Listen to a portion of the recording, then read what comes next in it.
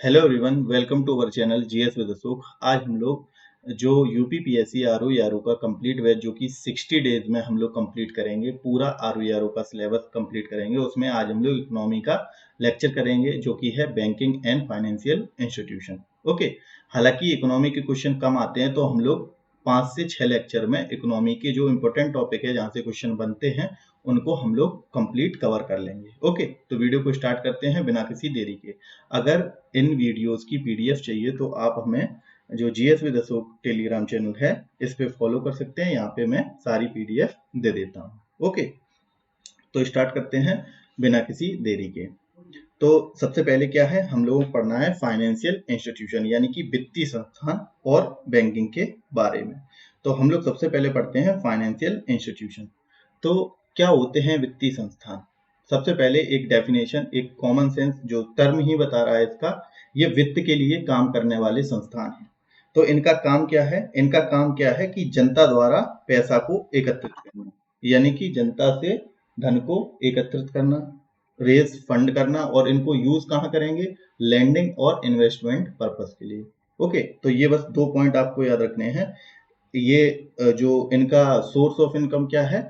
जनता का पैसा, और ये यूज कहाँ करते हैं इसको? लैंडिंग और इन्वेस्टमेंट पर्पस के लिए। ठीक है, तो यही क्या होते हैं? Financial institution. ओके, अब इसके अंतर्गत इसके टाइप क्या है फाइनेंशियल इंस्टीट्यूशन के? तो उसके अंदर बैंक भी आएंगी। बैंक भी क्या है? बैंक एक प्रकार का फाइनेंशियल इंस्टीट्यूशन है, क्योंकि बैंक भी यही कार्य करता है। ओके, ऐसे ही एक कुछ होते हैं डेवलपमेंटल फाइनेंशियल इंस्टीट्यूशन, ये भी क्या है? फाइनेंशियल इंस्टीट्यूशन है। और कुछ होती है एनबीएफसी यानी कि नॉन बैंकिंग फाइनेंशियल कंपनी, वो भी बैंक की तरह कार्य करती है लेकिन बैंक नहीं होती है वो, तो वो भी एक प्रकार का क्या है? फाइनेंशियल इंस्टीट्यूशन है। ओके, तो ये तो डेफिनेशन होगी फाइनेंशियल इंस्टीट्यूशन की कि इनका काम क्या है कि फंड को रेज करना और इनको ऋण देने के लिए यानी कि लोन देने के लिए और इन्वेस्टमेंट के लिए इनका जो इनके पास पैसा एकत्रित है उसका यूज करना। ठीक है, और ये जब इनको रुपए इनके पास इकट्ठा होता है, जैसे कि इनका काम क्या है? फंड रेज कर रहे हैं, तो फंड रेज करके क्या इनके पास जो फाइनेंशियल इंस्टीट्यूशन है इनके पास जो है क्या हो जाएगा? रुपए इकट्ठा हो जाएगा, यानी कि कैपिटल फॉर्मेशन हो जाएगा। ठीक है, कैपिटल फॉर्मेशन हो जाएगा। जब रेज कर रहे हैं मनी तो इनके पास पैसा इकट्ठा हो जाएगा। अब जो इकोनॉमी है, इकोनॉमी कैपिटल का मतलब क्या होता है? इकोनॉमी में कैपिटल का मतलब होता है रुपए से। ठीक है, तो इनके पास कैपिटल फॉर्मेशन हो गया। अब ये कैपिटल फॉर्मेशन को क्या देंगे? बढ़ावा देंगे, और जिससे कि क्या होगा? इकोनॉमिक ग्रोथ होगी। अल्टीमेटली क्या होगा? जब इनके पास रुपए होंगे तो ये उसे क्या करेंगे? मार्केट में दे देंगे। अब इनके पास रुपए हैं, कैपिटल फॉर्मेशन हो गया, तो ये क्या मार्केट में इन्वेस्ट करेंगे इसे, या मार्केट में नहीं तो लोगों को ये लोन दे देंगे। लोगों को क्या दे दिया इन्होंने? लोन दे दिया। अब लोगों को लोन दे दिया, रुपए आ गया लोगों के पास, तो लोग क्या करेंगे? डिमांड करेंगे चीजों की, मतलब कुछ चीजें खरीदेंगे। अब डिमांड जब बढ़ेगी लोगों की तो क्या होगा? सप्लाई जो है वो कम होगी। सप्लाई क्या होगी? कम हो जाएगी। जब लोग चीजें ज्यादा खरीदेंगे तो क्या होगा? उन चीजों की शॉर्टेज हो जाएगी और चीजें की मात्रा कम हो जाएगी, और क्या हो जाएगा? अल्टीमेटली प्राइस जो है, वस्तुओं का प्राइस इंक्रीज हो जाएगा। अब वस्तुओं का प्राइस इंक्रीज हो गया मतलब क्या हो गया? इन्फ्लेशन हो जाएगा। इन्फ्लेशन यानी कि महंगाई बढ़ जाएगी। ठीक है, महंगाई क्या हो जाएगी? इंक्रीज हो जाएगी। अब महंगाई अगर बढ़ गई है तो इसका मतलब क्या हुआ? अल्टीमेटली क्या हुआ? इकोनॉमिक ग्रोथ होगी। ठीक है, महंगाई बढ़ने के साथ साथ क्या होता है? इकोनॉमिक ग्रोथ होती है, तो अल्टीमेटली क्या हो जाएगा? इकोनॉमिक ग्रोथ होगी। ठीक है, तो ये तो एक तो काम ये कर सकते हैं लोगों को पास, या मार्केट में अगर पैसा है मतलब लोगों के पास पैसा है। अब लोगों ने, एक तो चीज है कि लोगों ने वस्तुओं को खरीद लिया, या दूसरी चीज क्या करेंगे? ये इन्वेस्ट भी कर सकते हैं लोग। ठीक, किसी बिजनेस का सेटअप करते हैं, सेटअप कर सकते हैं, कोई अपनी दुकान खोलते हैं, कुछ भी इन्वेस्टमेंट कर सकते हैं। ठीक है, इन्वेस्टमेंट करेंगे तो क्या होगा? लोगों को काम मिलेगा। लोगों को काम मिलेगा मतलब क्या है? लोगों के पास रुपए भी आएंगे। जो लोग काम करेंगे उन्हें रुपए भी तो दिया जाएगा। अब उनको रुपए दिया जाएगा तो क्या करेंगे? वो भी चीजें खरीदेंगे, और अल्टीमेटली यही प्रोसेस चलेगी। ठीक है, तो इस तरीके से जो फाइनेंशियल इंस्टीट्यूशन है वो इकोनॉमिक ग्रोथ में पार्टिसिपेट करते हैं। ठीक है, अब इसके टाइप हमने की जैसा कि देखा है कि इसके टाइप कौन कौन से टाइप के फाइनेंशियल इंस्टीट्यूशन होते हैं। तो एक तो होते हैं बैंक्स। ठीक है, दूसरा होता है डेवलपमेंटल फाइनेंशियल इंस्टीट्यूशन। अब इनका मतलब क्या है, ये दूसरा टाइप का फाइनेंशियल इंस्टीट्यूशन है। इनका काम होता है इंडस्ट्री और एग्रीकल्चर जो डेवलपमेंट है उसके लिए लॉन्ग टर्म लोन प्रोवाइड करना। तो डेवलपमेंटल जो फाइनेंशियल इंस्टीट्यूशन है उनका काम क्या होता है, उनका काम होता है इंडस्ट्री और एग्रीकल्चर के लिए लोन देना, वो भी लॉन्ग टर्म के लिए। ठीक, तो ये पॉइंट याद रखना कि लॉन्ग टर्म के लिए लोन देते हैं कौन, डेवलपमेंटल फाइनेंशियल इंस्टीट्यूशन, और मेनली एग्रीकल्चर और इंडस्ट्री के लिए। ओके, तो ये पॉइंट इसका याद रखना। अब इसके एग्जाम्पल क्या है, फॉर एग्जाम्पल ये पढ़ रहे हैं, बाकी हम लोग ये तीनों चीजें बैंक, डेवलपमेंटल फाइनेंशियल इंस्टीट्यूशन और एनबीएफसी, इनको आगे डिटेल में देखेंगे। तो इसके एग्जाम्पल के तौर पर जैसे कि नाबार्ड है। नाबार्ड एक क्या है, डेवलपमेंटल फाइनेंशियल इंस्टीट्यूशन है। इसका मतलब क्या है, ये किसमें, या तो इंडस्ट्री या एग्रीकल्चर में ये लोन प्रोवाइड करेगा लॉन्ग टर्म के लिए। ठीक है, तो नाबार्ड, जैसे कि नाबार्ड का फुल फॉर्म क्या है, national bank for agriculture and rural development. यानी कि ये वाला बैंक है जो कि किसके लिए लोन देता है, एग्रीकल्चर और रूरल डेवलपमेंट के लिए लोन देगा, और वो भी लॉन्ग टर्म के लिए। यानी कि एग्रीकल्चर के लिए और ग्रामीण विकास के लिए ये लोन प्रोवाइड करता है। तो ये एक प्रकार का डेवलपमेंटल फाइनेंशियल इंस्टीट्यूशन है। फिर सिडबी क्या है, ये भी एक प्रकार का डीएफआई है, और ये स्मॉल इंडस्ट्री जो है डेवलपमेंट बैंक ऑफ इंडिया है। तो ये किसके लिए लोन देगा, ये स्मॉल इंडस्ट्री के लिए लोन प्रोवाइड करेगा लॉन्ग टर्म के लिए। ओके, तो ये सूक्ष्म लघु एवं मध्यम उद्योग यानी कि मीडियम स्मॉल और माइक्रो इंटरप्राइजेस के लिए क्या देगा, ये लोन देगा। ओके, तो ये भी आपको पॉइंट याद रखना है, बाकी अभी आगे डिटेल में इनको देखेंगे। फिर तीसरा पॉइंट है इसका टाइप फाइनेंशियल इंस्टीट्यूशन का, नॉन बैंकिंग फाइनेंशियल कंपनी। अब इसका नाम ही है नॉन बैंकिंग, मतलब कि ये बैंक जैसी नहीं है, लेकिन इनका काम क्या है, बैंक जैसा है। जैसे कि लोन देना, इन्वेस्टमेंट करना, और बीमा करना, इंश्योरेंस करना, और लीज फाइनेंसिंग करना। तो ये सारा काम किसका है, एनबीएफसी का। ये ऐसा काम करती है, लेकिन ये एक प्रकार से बैंक नहीं, यानी कि ये बैंक नहीं होती, फिर भी बैंक जैसे कार्य करती हैं। तो एनबीएफसी ये है, ये भी एक प्रकार के फाइनेंशियल इंस्टीट्यूशन है, और आरबीआई द्वारा ये रेगुलेट की जाती हैं। जैसे बैंक आरबीआई द्वारा रेगुलेट की जाती हैं, ऐसे ही एनबीएफसी भी आरबीआई द्वारा रेगुलेट की जाती हैं।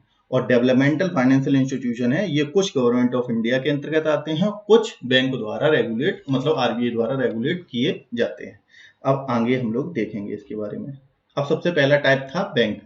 अब बैंक जो है, बैंक कितने प्रकार के होते हैं ये चीज देख लेते हैं। तो बैंक हैं 4 प्रकार के, जिसमें कि कोऑपरेटिव बैंक होते हैं, ठीक। दूसरे हैं कमर्शियल बैंक, जैसे कि एसबीआई, और जितने भी गवर्नमेंट ऑफ इंडिया के अंतर्गत बैंक हैं वो सारे कमर्शियल बैंक हैं। एसबीआई और ये union bank, bank of India, bank of Baroda, ये पंजाब नेशनल बैंक, ये सारे क्या हैं, कमर्शियल बैंक हैं। फिर होते हैं आरआरबी यानी कि क्षेत्रीय ग्रामीण बैंक, और होते हैं लोकल एरिया बैंक। ओके, तो बैंक जो है एक प्रकार का क्या है, फाइनेंशियल इंस्टीट्यूशन है। और बैंक जो है वो कितने प्रकार के हैं, 4 प्रकार के हैं। क्योंकि अब फाइनेंशियल इंस्टीट्यूशन का काम क्या होता है, ये हम लोगों ने आगे डेफिनेशन में देख लिया कि लैंडिंग करना, लोगों से रुपए इकट्ठा करना और उन्हें लोन और इन्वेस्टमेंट पर्पज के लिए देना, ठीक है। और बैंक भी एक प्रकार का फाइनेंशियल इंस्टीट्यूशन है। तो बैंक का भी काम क्या होगा, सेम काम होगा कि लोगों से रुपए इकट्ठा करना और लोन और इन्वेस्टमेंट के लिए देना, ठीक है। तो अब एक एक करके पूरी डिटेल में बैंक देखते हैं। अब सबसे पहले कोऑपरेटिव बैंक। तो सबसे पहले तो जो कोऑपरेटिव बैंक जो है वो जो बैंक हैं ये किसके अंतर्गत आते हैं, तो राज्य सरकार जो है, स्टेट गवर्नमेंट है, उसके अधिनियम के अंतर्गत ये बनाए जाते हैं कोऑपरेटिव बैंक। पहला पॉइंट तो ये आपको याद रखना है कि जो कोऑपरेटिव बैंक हैं वो किसके अंतर्गत आते हैं, राज्य सरकार के अंतर्गत आते हैं, ठीक है। फिर जो कोऑपरेटिव सोसाइटी हम लोगों ने देखा था, अब राज्य के अंतर्गत आएंगे, मतलब हम लोगों ने अगर पॉलिटी में आप लोगों ने पढ़ा है तो पॉलिटी में एक पार्ट 4 है जिसमें डीपीएसपी दिया है, मतलब कि directive principle of state policy. तो उसमें हम लोगों ने कोऑपरेटिव सोसाइटी जो पढ़ा है 43B के अंतर्गत क्या है, कोऑपरेटिव सोसाइटी दिया है, उनके लिए क्या होता है, कोऑपरेटिव बैंक्स होती हैं, ठीक। तो वो क्या है, एक स्टेट का पार्ट है, यानी कि directive principle of state policy के अंतर्गत आएगा। तो क्या होगा, अल्टीमेटली कोऑपरेटिव बैंक जो है वो राज्य सरकार के अधिनियम के अंतर्गत आती है। अब इनका एक्चुअली में काम क्या है, तो इनका कृषि और उससे संबंधित गतिविधि, मतलब कि एग्रीकल्चर और एलाइड एक्टिविटीज के लिए क्या करती हैं, शॉर्ट टर्म लोन प्रोवाइड करती हैं। तो इनका काम क्या है, जो कोऑपरेटिव बैंक है वो एग्रीकल्चर और अलाइड एक्टिविटी के लिए लोन प्रोवाइड करते हैं, और क्या करते हैं, शॉर्ट टर्म के लिए, यानी कि छोटे समय के लिए लोन प्रोवाइड करते हैं। और जैसे डीपीएसपी में हम लोगों ने देखा था, डीपीएसपी हम लोगों ने देखा नहीं है, या आप लोगों ने पढ़ा होगा, अभी हम लोग पढ़ेंगे तब देख लेंगे उसमें, कि डीपीएसपी का अल्टीमेट एम क्या होता है, सोशल वेलफेयर करना। तो इनका भी काम क्या है, इनका मुख्य उद्देश्य क्या होता है, सोशल वेलफेयर करना। ठीक, सोशल वेलफेयर करना कोऑपरेटिव बैंक का काम होता है, और ये कंसेशनल रेट पर लोन देते हैं, यानी कि एग्रीकल्चर और अलाइड एक्टिविटी के लिए जो लोन देंगे उनमें कंसेशनल रेट ऑफ इंटरेस्ट, यानी कि कम दरों पर ये लोन प्रोवाइड करते हैं। ओके, तो ये पॉइंट आपको याद रखने हैं कि ये सबसे पहला तो कोऑपरेटिव बैंक राज्य सरकार के अंतर्गत आएंगे। दूसरा, ये एग्रीकल्चर और उससे संबंधित गतिविधियां यानी कि अलाइड एक्टिविटी के लिए क्या देंगी, लोन देंगी, और वो भी कितने, शॉर्ट टर्म के लिए। और इनका अल्टीमेट एम क्या होता है, सोशल वेलफेयर। तभी सोशल वेलफेयर है तो इसमें क्या होगा, ये अपना फायदा कम देखेंगी, तभी ये कम रेट ऑफ इंटरेस्ट पर क्या देती हैं, लोन देती हैं, यानी कि रियायती दरों पर लोन प्रोवाइड करते हैं। तो इतने पॉइंट आपको याद रखने हैं कोऑपरेटिव बैंक के बारे में। ओके, अब जो कोऑपरेटिव बैंक हैं वो 3 स्तरीय होते हैं, यानी कि 3 स्तर के कोऑपरेटिव बैंक होते हैं, जिसमें कि टियर 1, टियर 2 और टियर 3, मतलब 3 टियर में ये बैंक होते हैं। पहला स्टेट कोऑपरेटिव बैंक, यानी कि राज्य सहकारी बैंक। ठीक, राज्य सहकारी बैंक। और ये क्या है, अपेक्स लेवल बैंक है, यानी कि जो कोऑपरेटिव बैंक की ये 3 टियर हैं, 3 टियर में ये होती हैं, जिसमें कि सबसे उच्च स्तर कौन सा है, स्टेट कोऑपरेटिव बैंक। और इनको रेगुलेट कौन करते हैं, आरबीआई, स्टेट गवर्नमेंट और नाबार्ड। तो ये तीनों संस्थान हैं, जो आरबीआई अपना सेंट्रल बैंक, ठीक है, जो सेंट्रल बैंक ऑफ इंडिया क्या है, एक तरीके से जो अपना जो सेंट्रल बैंक है वो क्या है, आरबीआई है। और स्टेट गवर्नमेंट और जो नेशनल जो डेवलपमेंटल फाइनेंशियल इंस्टीट्यूशन है, नाबार्ड, ये तीनों मिलके इस बैंक को ऑपरेट करते हैं, मतलब कि स्टेट कोऑपरेटिव बैंक को रेगुलेट करते हैं। तो ये पॉइंट आपको याद रखना है। फिर उसके बाद होते हैं डिस्ट्रिक्ट कोऑपरेटिव बैंक, या इन्हें सेंट्रल कोऑपरेटिव बैंक भी कहा जाता है। ये कौन से स्तर के हैं, ये दूसरे स्तर के बैंक हैं, और ये जिला लेवल पर होते हैं, यानी कि डिस्ट्रिक्ट लेवल पर होते हैं। फिर उसके बाद टर्सरी स्तर क्या है, पीएसीएस, यानी कि प्राइमरी एग्रीकल्चर क्रेडिट सोसाइटीज। ठीक, ये क्या होते हैं, ये गांव स्तर पे होते हैं।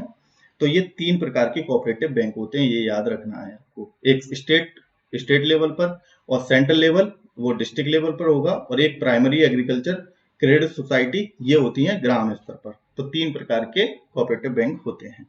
फिर उसके बाद आते हैं कॉमर्शियल बैंक।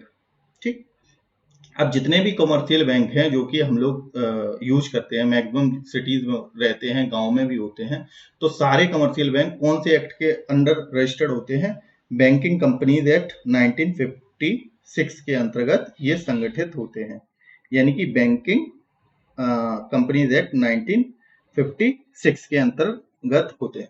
और कमर्शियल बैंक हैं, इनका अल्टीमेट एम क्या होता है, प्रॉफिट मेकिंग, यानी कि कोई भी, अगर हम लोग आजकल भी अगर कोई भी बिजनेस भी करते हैं तो उसका भी एम क्या होता है, प्रॉफिट मेकिंग। ऐसे ही जो भी कमर्शियल बैंक हैं उनका भी क्या अल्टीमेट एम है कि हमें प्रॉफिट बनाना है। ठीक है, तो इसका उद्देश्य क्या होता है, प्रॉफिट अर्निंग, मेनली उद्देश्य क्या है, प्रॉफिट अर्निंग।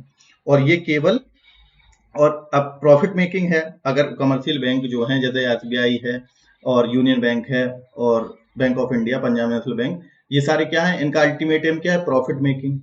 तो ये कंसेशनल रेट ऑफ इंटरेस्ट पर लोन नहीं देंगे, क्योंकि इन्हें प्रॉफिट कमाना है।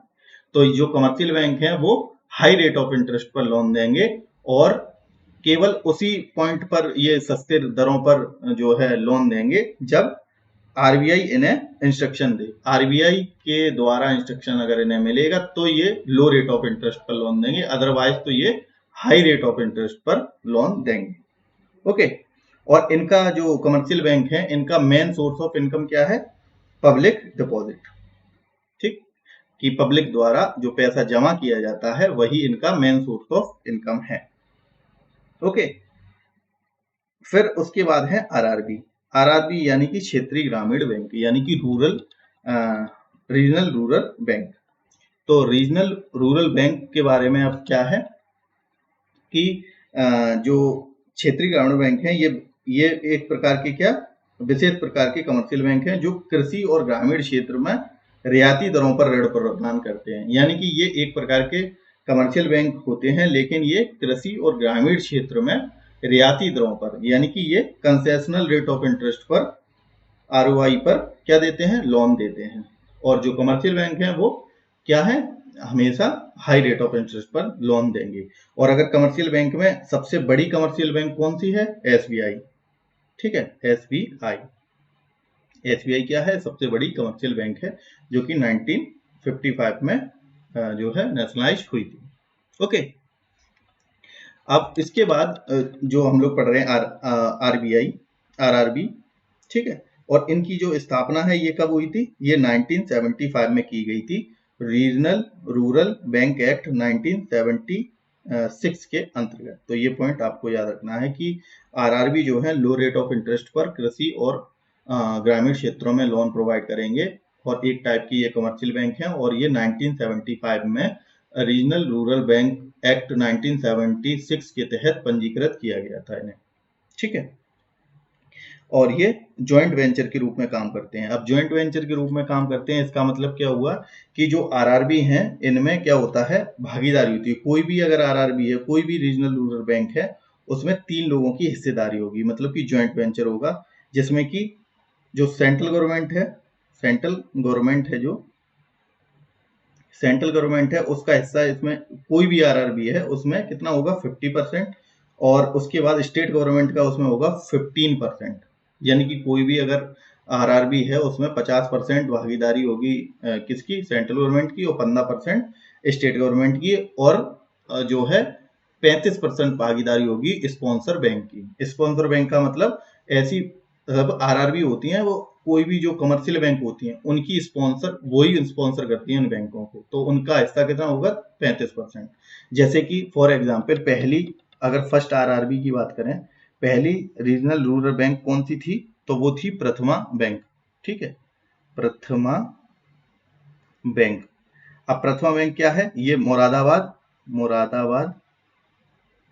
मुरादाबाद यूपी में खुली थी पहली ये आरआरबी है। तो इसमें क्या होगा, इसमें था सेंट्रल गवर्नमेंट का शेयर कितना, 50%, और इसमें स्टेट गवर्नमेंट का शेयर होगा कितना, ये 15%। तो ये याद रखने, 15%, 50%, 15%। और स्पॉन्सर जो बैंक थी वो कौन सी थी, सिंडिकेट बैंक जो है वो क्या थी, स्पॉन्सर बैंक थी, और इसका हिस्सा कितना होगा, 35%। तो ये याद रखना है कि आरआरबी में जो ज्वाइंट वेंचर है उसमें किनका कितना परसेंट हिस्सा होता है, तो ये जरूर याद रखना है। 1975 में ये जो है स्टार्ट हुई थी, रीजनल रूरल बैंक एक्ट 1976 के अंतर्गत। ओके, और पहली आरआरबी कौन सी थी, प्रथमा बैंक, जिसे स्पॉन्सर किसने किया था, सिंडिकेट बैंक ने। और सिंडिकेट बैंक एक क्या थी, उस टाइम पे ये कमर्शियल बैंक थी। तो हर एक कमर्शियल बैंक कई सारी आरआरबी को ओपन करते हैं, स्पॉन्सर करते हैं। ओके, जिसमें कि सेंट्रल गवर्नमेंट और स्टेट गवर्नमेंट की भी भागीदारी होती है।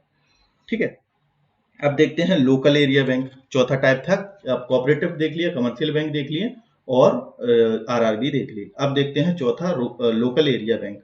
तो इनकी शुरुआत 1996 में, यानी कि 1996 में इनकी शुरुआत हुई, और ये प्राइवेट सेक्टर द्वारा संचालित की जाती हैं। ठीक, प्राइवेट सेक्टर इन्हें ऑपरेट करता है, और इनका भी मेन एम क्या है, जैसे कमर्शियल बैंक का मेन एम है प्रॉफिट अर्निंग, तभी ये हाई रेट ऑफ इंटरेस्ट पर लोन देते हैं। ऐसे ही जो लोकल एरिया बैंक है इनका भी अल्टीमेट एम क्या है, प्रॉफिट अर्निंग, और ये भी रजिस्टर्ड होते हैं, जैसे कमर्शियल बैंक रजिस्टर्ड है कंपनीज एक्ट 1956 के अंतर्गत, ऐसे ही जो लोकल एरिया बैंक है ये भी रजिस्टर्ड है कंपनीज एक्ट 1956 के अंतर्गत। और वर्तमान में केवल कितने, 4 लोकल एरिया बैंक जो है रन कर रहे हैं, और सारे साउथ इंडिया में हैं। ओके, तो ये हो गया बैंकों का क्लासिफिकेशन, हम लोगों ने देख लिया। अब देखते हैं next, India post payment bank, यानी कि अब इंडिया पोस्ट पेमेंट बैंक के बारे में देख लेते हैं।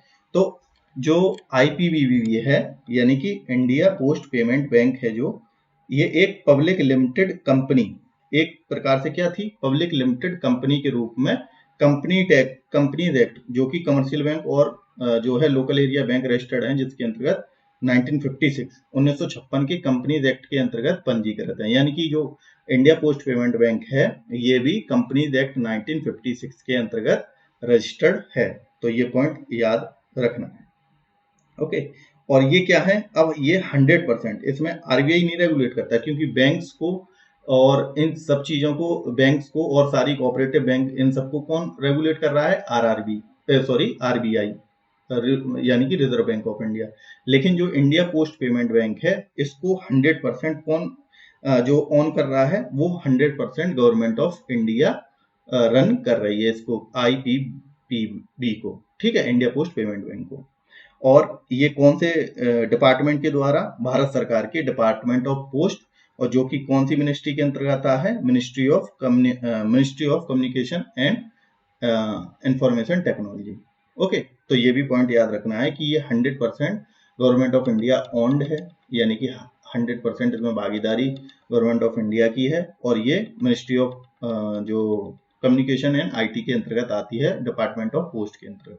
ओके, और ये बैंकिंग रेगुलेशन एक्ट के अंतर्गत आरबीआई से लाइसेंस इसको प्राप्त है। हम लोगों ने ये सबसे पहले ही पहली लाइन में देख लिया, जो कंपनीज एक्ट 1956, इसके अंतर्गत आरबीआई में रजिस्टर्ड है ये बैंक, और ये पेमेंट बैंक के रूप में कार्य करती है। अब इसका इतिहास देख लेते हैं थोड़ा, कि सबसे पहले जो है कौन सी पेमेंट बैंक बनी थी, एयरटेल पेमेंट बैंक, जो कि कब, 2017 में।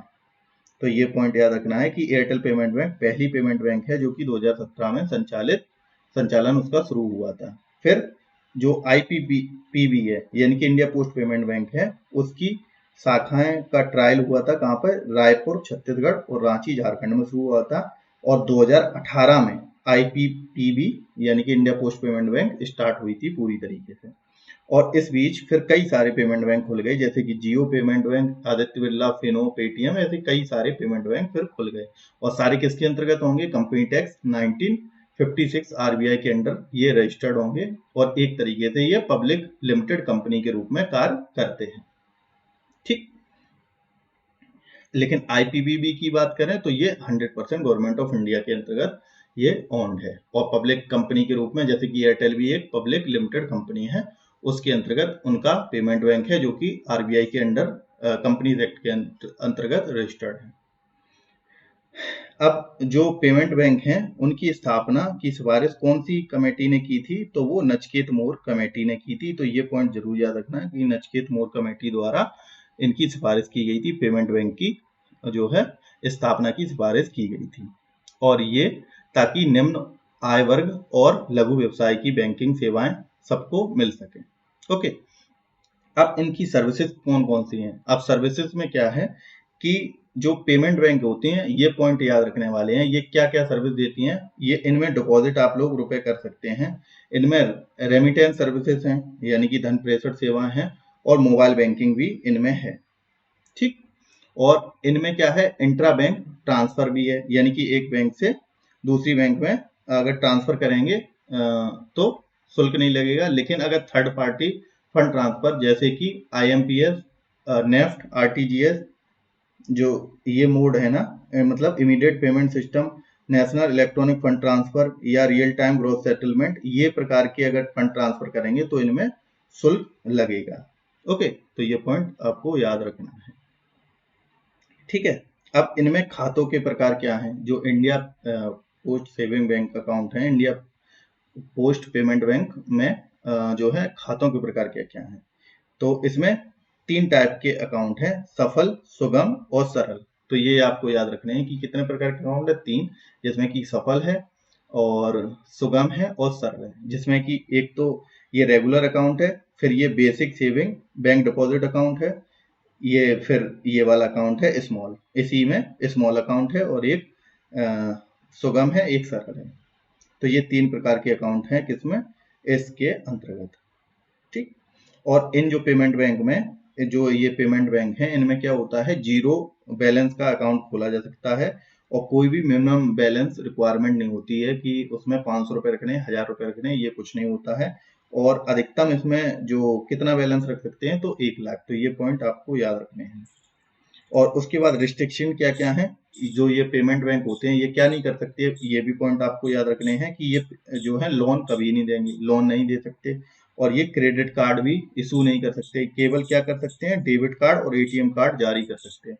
यानी कि अगर आप एयरटेल पेमेंट बैंक या पेटीएम पेमेंट बैंक में क्या होता है, ये क्रेडिट कार्ड कभी नहीं लेंगे। अगर क्रेडिट कार्ड देना है तो इन्हें कमर्शियल बैंक के साथ टाई अप करके क्रेडिट कार्ड देना पड़ेगा। ठीक है, ये अपने स्तर से नहीं दे सकते, ये केवल डेबिट कार्ड को इशू कर सकते हैं अपने स्तर से, और ना ये लोन दे सकते हैं, कभी भी पेमेंट बैंक लोन भी नहीं देते हैं।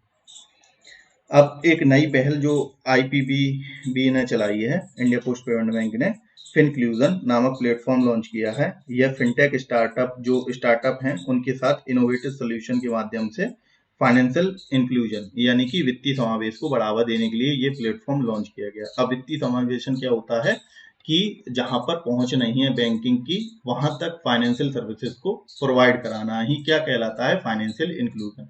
यानी कि एंड टू एंड कस्टमर तक, जैसे कि अगर सिटी से गांव के रिमोट एरिया तक भी बैंकों की सुविधाएं सारी कुछ मिल जाए, उसी को क्या कहते हैं, फाइनेंशियल इंक्लूजन। तो उसके लिए ये पहल की है, फिनक्लूवेशन प्लेटफॉर्म लॉन्च किया है आईपीपीबी ने। ओके, तो ये तो हो गया इंडिया पोस्ट पेमेंट बैंक। अब देख लेते हैं ऑल इंडिया फाइनेंशियल इंस्टीट्यूशन, यानी कि इंडिया के सारे फाइनेंशियल इंस्टीट्यूशन के बारे में हम लोग देख लेते हैं। तो सबसे पहले इसमें कौन है, सबसे पहले है एक्सिम बैंक। तो एक्सिम बैंक एक क्या है, ऑल इंडिया फाइनेंशियल इंस्टीट्यूशन है, यानी कि भारत का जो है वित्तीय संस्थान है, जो कि है एक्सिम बैंक। पहला देखते हैं एक्सिम बैंक। एक्सिम मतलब एक्सपोर्ट और इंपोर्ट बैंक। अब इसमें याद क्या रखना है, इसकी स्थापना कब हुई, 1982 यानी कि 1982 में हुई।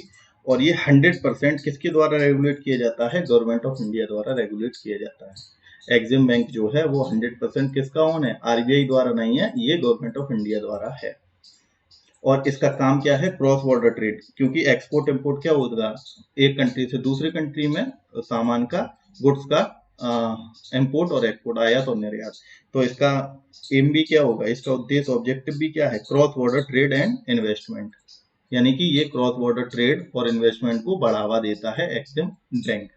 ठीक है, और ये एक्सपोर्टर और इंपोर्टर को लोन और फॉरेन करेंसी में भी सहायता प्रदान करता है। यानी कि एक्सपोर्ट और इंपोर्ट बैंक में हम लोगों को क्या क्या याद रखना है कि इसकी स्थापना 1982 में हुई। ये 100% गवर्नमेंट ऑफ इंडिया के ओन्ड है, और इसका काम क्या है, क्रॉस बॉर्डर ट्रेड, जैसा कि नाम से ही हम लोग पता कर सकते हैं, एक्सिम बैंक मतलब कि एक्सपोर्ट इंपोर्ट बैंक।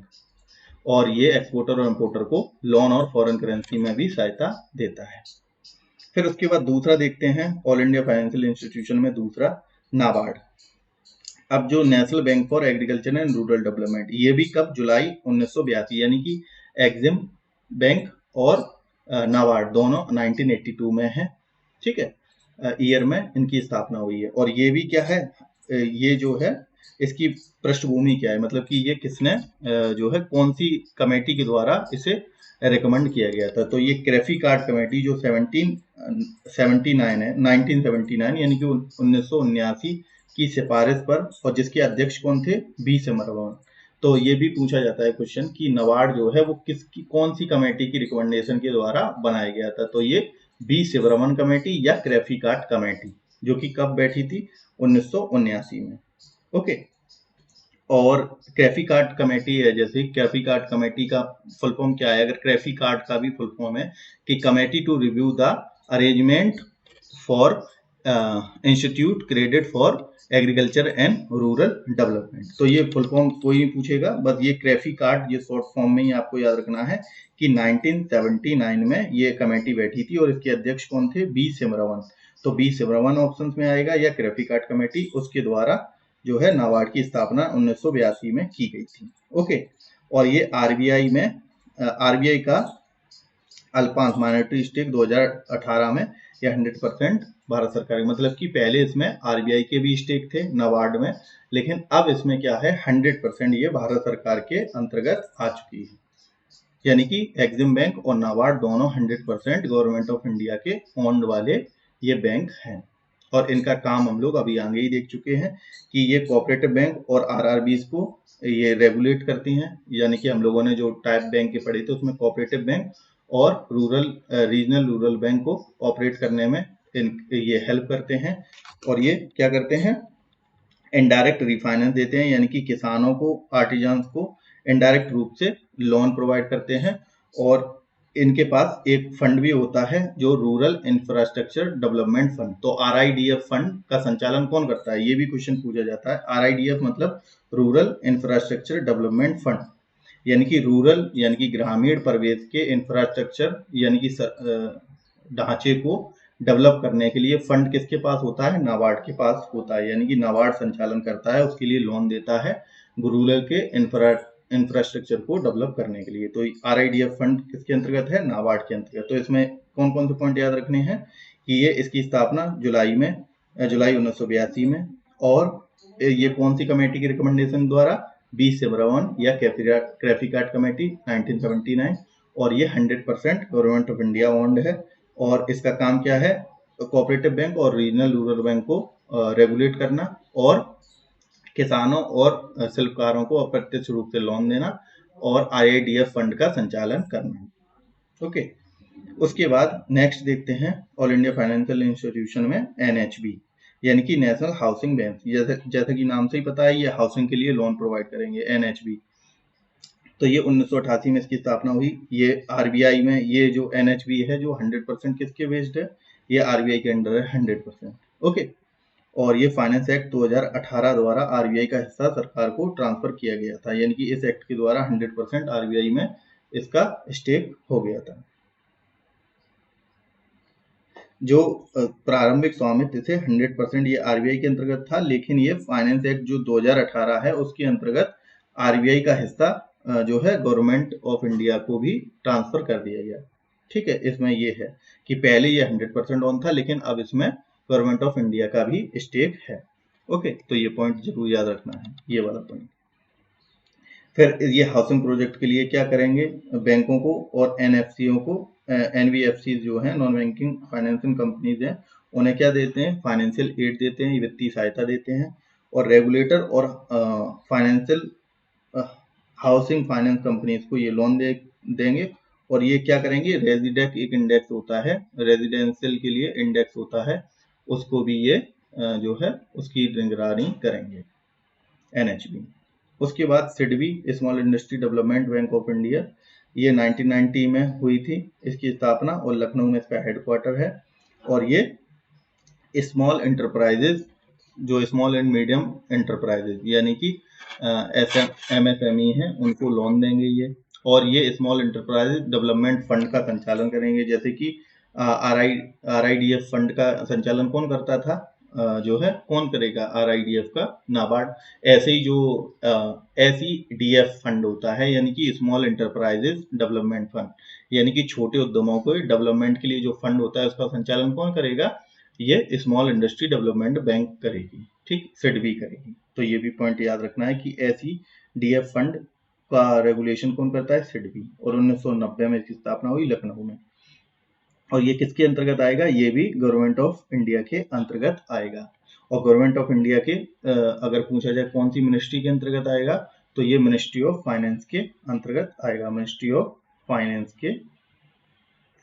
के अंतर्गत आएगा। और अगर डिपार्टमेंट है तो डिपार्टमेंट इसमें होगा डिपार्टमेंट ऑफ फाइनेंशियल सर्विसेज, इसके अंतर्गत ये आता है। तो ये पॉइंट आपको याद रखना है। और ये कौन किस किस प्रकार के लोन देगा, यह उन विदेशी बैंकों को PSL शॉर्टफॉल यानी कि प्रायोरिटी सेक्टर लैंडिंग से आता है जिनकी शाखाएं 20 से कम हो, यानी कि उनके अंतर्गत आएगा जिनकी शाखाएं 20 से कम हो, उनको ये प्रायोरिटी सेक्टर लैंडिंग में जो है लोन देने में मदद करता है, जिनकी शाखाएं 20 से कम हो उन बैंकों की।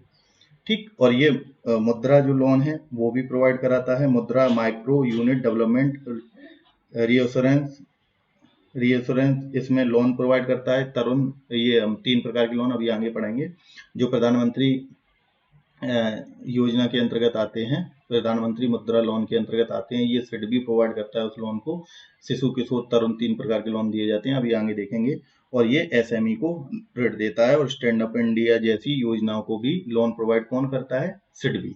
तो SIDBI का काम क्या है, मुद्रा स्कीम में लोन देना, स्टैंड अप इंडिया जैसी योजनाओं के माध्यम से स्मॉल मीडियम एंटरप्राइजेस को लोन देना, ये अल्टीमेट इसका एम है। ओके, अब मुद्रा loan micro unit development and refinance agency, ये इसका फुल फॉर्म है। ये प्रधानमंत्री जो मुद्रा योजना है उसके अंतर्गत 3 लोन प्रोवाइड करता है, शिशु, किशोर और तरुण। अब तरुण प्लस बी कैटेगरी है, ठीक है। तो इसमें शिशु में 50,000 तक का लोन देता है, किशोर में 50,000 से 5 लाख तक का, और ये तरुण में 5 से 10 लाख तक का। तो ये तीनों चीजें आपको याद रखनी है। अब देखते हैं नेक्स्ट देखते हैं प्राइमरी डीलर्स। अब प्राइमरी डीलर्स होते क्या हैं, तो प्राइमरी डीलर्स के बारे में हम लोग देख लेते हैं। तो प्राइमरी जो मार्केट है, तो सबसे पहले तो मार्केट जो है 2 प्रकार के होते हैं। प्राइमरी डीलर्स को पढ़ने से पहले हम लोग एक चीज देख लेते हैं, जो मार्केट है, मार्केट जो है वो 2 प्रकार के होते हैं, एक तो प्राइमरी, एक सेकेंडरी, ठीक। प्राइमरी और सेकेंडरी। अब प्राइमरी और सेकेंडरी मार्केट में, जैसे कि सेकेंडरी मार्केट, कौन से मार्केट को कहा जाता है, शेयर मार्केट। जो शेयर मार्केट है उसे क्या कहा जाता है, सेकेंडरी मार्केट कहा जाता है। और प्राइमरी मार्केट का मतलब क्या हुआ, जैसे कि जो जिसमें हम लोग बैंक हैं और ये जितने भी इंस्टीट्यूशन है वो काम करते हैं। तो प्राइमरी डीलर्स का काम क्या होता है, ये प्राइमरी जो मार्केट में जो गवर्नमेंट सिक्योरिटी को आरबीआई के ई कुबेर प्लेटफॉर्म से सीधे खरीदते हैं और उन्हें सेकेंडरी मार्केट में बेचते हैं, ये प्राइमरी डीलर्स होते हैं। यानी कि प्राइमरी डीलर्स जो होते हैं ये वो संस्थान हैं जो कि क्या करते हैं, जो गवर्नमेंट सिक्योरिटी हैं, गवर्नमेंट सिक्योरिटीज क्या होती हैं अभी हम लोग देखेंगे।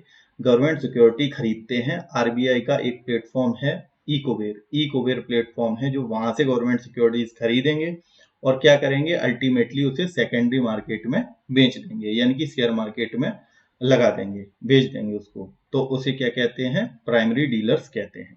अब गवर्नमेंट सिक्योरिटी क्या होती हैं, जैसे कि मान लेते हैं गवर्नमेंट सिक्योरिटी क्या है, तो जीसैक मतलब गवर्नमेंट सिक्योरिटी। इसका मतलब क्या, ये एक प्रकार का पेपर है और ये इशू कौन करता है, गवर्नमेंट ऑफ इंडिया इशू करती है। अब ये क्यों करती है, क्योंकि अगर गवर्नमेंट ऑफ इंडिया को अगर नीड है, किसकी, गवर्नमेंट ऑफ इंडिया को नीड है मनी की, तो मनी की नीड है, तो इसका मतलब क्या हुआ, ये कहाँ से पैसा लेगा। जो गवर्नमेंट ऑफ इंडिया को अगर रुपयों की जरूरत है, अगर उनके पास घाटा है, उन्हें रुपए चाहिए, तो वो कहाँ से लेगा, तो वो लेगा कहाँ से, हम लोगों से तो डायरेक्ट नहीं ले लेगा ना। तो ये हम लोगों से तो नहीं ले लेगा, एक सेकंड, हाँ, तो हम लोगों से तो नहीं ले लेगा। तो गवर्नमेंट ऑफ इंडिया जो है क्या करेगा, आरबीआई के पास जाएगा। आरबीआई जो कि सेंट्रल बैंक ऑफ इंडिया है, बैंकर्स बैंक है, ये ऐसा बैंक है जब लेंडर ऑफ लास्ट रिजॉर्ट भी आरबीआई कहते हैं, मतलब कि कहीं भी पैसा नहीं मिलेगा तो आरबीआई के पास पैसा मिलेगा। तो गवर्नमेंट ऑफ इंडिया भी सीधा किसके पास जाएगी, आरबीआई के पास जाएगी रुपए लेने। तो ऐसे तो ले नहीं लेगी, उसके बदले में कुछ कोलेटर, कुछ रुपए, कुछ तो देना होगा उसको, कुछ गिरवी रखना पड़ेगा। तो गवर्नमेंट क्या करता है, गवर्नमेंट ऑफ इंडिया एक पेपर इशू करता है जिसे कहते हैं गवर्नमेंट सिक्योरिटी। अब उस पेपर पर क्या होता है, उस पेपर पर जैसे मान लो 1,00,000 रुपए लिख दिए इसने, ठीक, 1,00,000 रुपए लिख दिए और ये गवर्नमेंट ऑफ इंडिया को दे दिया, सॉरी आरबीआई को दे दिया। अब आरबीआई ने उसे 1,00,000 रुपए दे दिए, एक एग्जाम्पल ले रहे हैं, वैसे तो ये करोड़ों में रुपए रहते हैं। क्या हुआ कि रुपए आरबीआई को दे दिया ये पेपर, और इससे जो है आरबीआई से रुपए ले लिए गवर्नमेंट ने, ठीक। तो जीसैट क्या हुआ, ये पेपर हुआ जिसपे क्या गवर्नमेंट ऑफ इंडिया की मोहर लगी हुई है, गवर्नमेंट ऑफ इंडिया की मोहर लगी है, 1,00,000 रुपए का ये पेपर है और उसने रुपए ले लिए, तो ऐसे हो गया। अब आरबीआई क्या करेगा उस पेपर का, आरबीआई क्या करेगा, आरबीआई दे देगा बैंक्स को, जो कमर्शियल बैंक हैं उनको दे दिया यही पेपर। तो ये पेपर से कुछ रुपए, जैसे कि ये पेपर दे दिया उन्होंने, कुछ रुपए कि ये 1,00,000 रुपए आपको देंगे, ये 90,000 में, 95,000 में आपको दे रहे हैं, उसके आपको 1,00,000 रुपए मिल जाएंगे। तो क्या हुआ, बैंकों ने भी आरबीआई से ये खरीद लिया। फिर बैंकों ने क्या किया, लोगों को दे दिया। बैंक से क्या होगा, लोगों ने खरीद लिया, क्योंकि गवर्नमेंट ऑफ इंडिया का पेपर है, गवर्नमेंट सिक्योरिटीज है, तो वो 100% पैसा रिटर्न आएगा। तो उन्होंने क्या कहा, उन्होंने कहा कि हम 98,000 रुपए में देंगे और आपको 1,00,000 रुपए मिलेंगे, ठीक। अल्टीमेटली ये पेपर पहुंच गया कहाँ पे, लोगों से। तो लोगों ने क्या, रुपए दे दिए बैंकों को और ये पेपर अपने पास रख लिया कि हमें ये 1 साल बाद या अभी देखेंगे उसका टाइमलाइन भी, कि इतने दिन बाद हमें इसके 1,00,000 रुपए मिल जाएंगे, 98,000 रुपए दे के ये मिल जाएंगे। तो अल्टीमेटली क्या हुआ कि ये जो है गवर्नमेंट ऑफ इंडिया ने पैसा कहाँ से ले लिया, अल्टीमेटली पैसा ले तो लिया लोगों से, लेकिन वो किस प्रोसेस से लिया, वो ये प्रोसेस हम लोगों ने देख लिया। अल्टीमेटली पैसा गया कहाँ पे, गवर्नमेंट ऑफ इंडिया से, और लिया कहाँ से है, लोगों से लिया है गवर्नमेंट ऑफ इंडिया ने, इन 3 चीज प्लेटफॉर्म का यूज करके। ओके, तो ये तो हो गया ऐसे। अब जो प्राइमरी डीलर्स जो होते हैं, प्राइमरी डीलर्स का काम क्या है कि यही जो गवर्नमेंट सिक्योरिटी है, गवर्नमेंट सिक्योरिटी के बारे में हम लोगों ने देख लिया कि गवर्नमेंट सिक्योरिटी एक पेपर है जो कि गवर्नमेंट ऑफ इंडिया गारंटी देता है उसकी।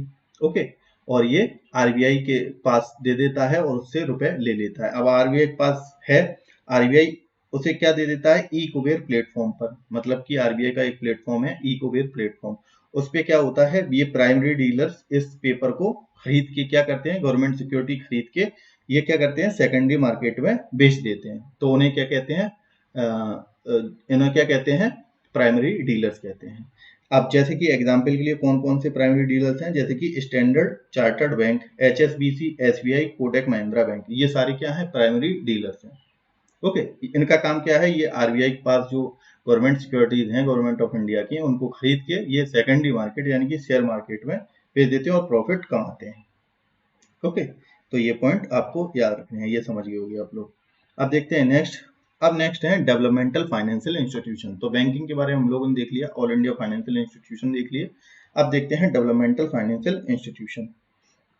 तो अब डेवलपमेंटल फाइनेंशियल इंस्टीट्यूशन है क्या, इनका जो इसका जो डेवलपमेंट के लिए ये काम करेंगे, क्योंकि इनका नाम ही है डेवलपमेंटल फाइनेंशियल इंस्टीट्यूशन। तो इनका प्राइमरी ऑब्जेक्टिव क्या होगा, यानी कि प्राथमिक इनका उद्देश्य क्या होगा कि इकोनॉमिक डेवलपमेंट करना। ठीक, अब इकोनॉमिक डेवलपमेंट, अभी तक तो हम लोग इकोनॉमिक ग्रोथ पढ़ रहे थे, अब इकोनॉमिक डेवलपमेंट क्या है।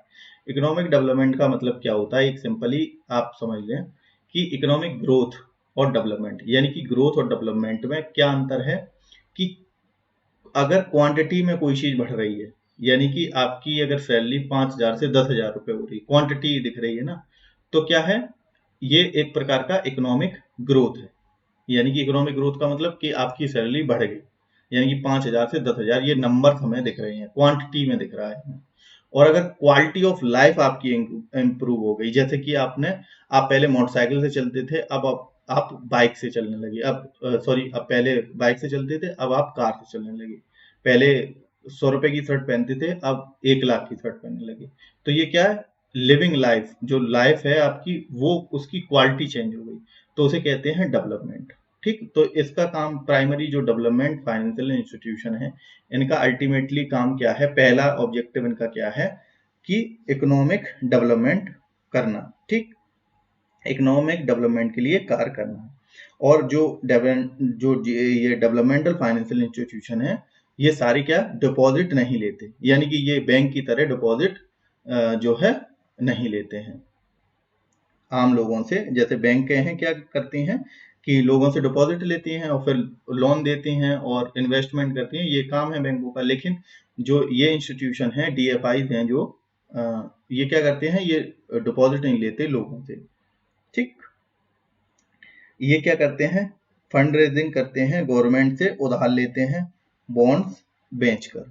ठीक, बॉन्ड्स को बेचकर क्या लगते हैं, गवर्नमेंट से या तो उधार लेंगे या अपने जो बॉन्ड्स हैं उन्हें बेचकर ये रुपए अपने पास रखते हैं। यानी कि इसमें डायरेक्ट जो है पब्लिक रुपए जमा नहीं कर सकती। ठीक है, तो ये चीज याद रखना है। अब इसमें जो लोन का अमाउंट है, इसमें होता क्या है, टेक्निकल और फाइनेंशियल असिस्टेंस, विभिन्न वित्तीय और तकनीकी सहायता प्रदान करते हैं ये। और ये इनका लोन ड्यूरेशन क्या है, एक तो मीडियम टर्म है और एक जो है लॉन्ग टर्म है।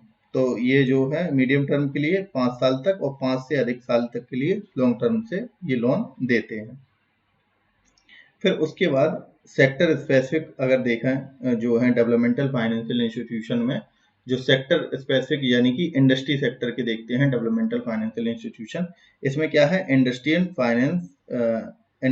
फाइनेंस कॉर्पोरेशन ऑफ इंडिया, इसकी स्थापना कब हुई थी, 1948 में। और ये भारत का पहला जो है क्या था, डेवलपमेंटल फाइनेंशियल इंस्टीट्यूशन था, पहला डीएफआई था ये भारत का 1948 में। और इसका उद्देश्य था औद्योगिक क्षेत्र को मध्यम व दीर्घकालीन वित्त प्रदान करना। ठीक, दीर्घकालीन वित्त यानी कि लोन प्रोवाइड करना इसका प्राथमिक उद्देश्य था। फिर उसके बाद आईसीसी यानी कि industrial credit and investment corporation of India, ICICI, ठीक है। इसकी स्थापना 1955 में हुई। ये जो वर्ल्ड बैंक है, जो इंटरनेशनल बैंक है, वर्ल्ड बैंक है, उसकी जो है पहल पर इसकी स्थापना हुई थी। और ये प्राइवेट सेक्टर DFI है। और इसकी उपलब्धियां क्या है? 1994 में ICICI ने अपनी सहायक कंपनी ICICI बैंक लिमिटेड की स्थापना की थी। जो बैंक लिमिटेड है ये कब बनी थी? ICICI बैंक लिमिटेड ये 1994 में बनी थी। और 2002 में ICICI लिमिटेड का जो है ICICI बैंक में जो है विलय हो गया। यानी कि जो ICICI लिमिटेड है और उसका बैंक दोनों का विलय कर दिया गया 2002 में। और यह भारत का पहला यूनिवर्सल बैंक बना जो DFI और कमर्शियल बैंक दोनों था। यानी कि इसने स्थापना की 1994 में। ICICI बैंक जो हम लोग अभी देखते हैं 1994 में उसकी स्थापना हुई। फिर उसके बाद उससे पहले क्या था कि ये कोऑपरेटिव जो ICICI लिमिटेड जो कंपनी थी, जो पहले DFI थी, जिसका स्थापना 1955 में हुई, इन दोनों को मर्ज कर दिया गया।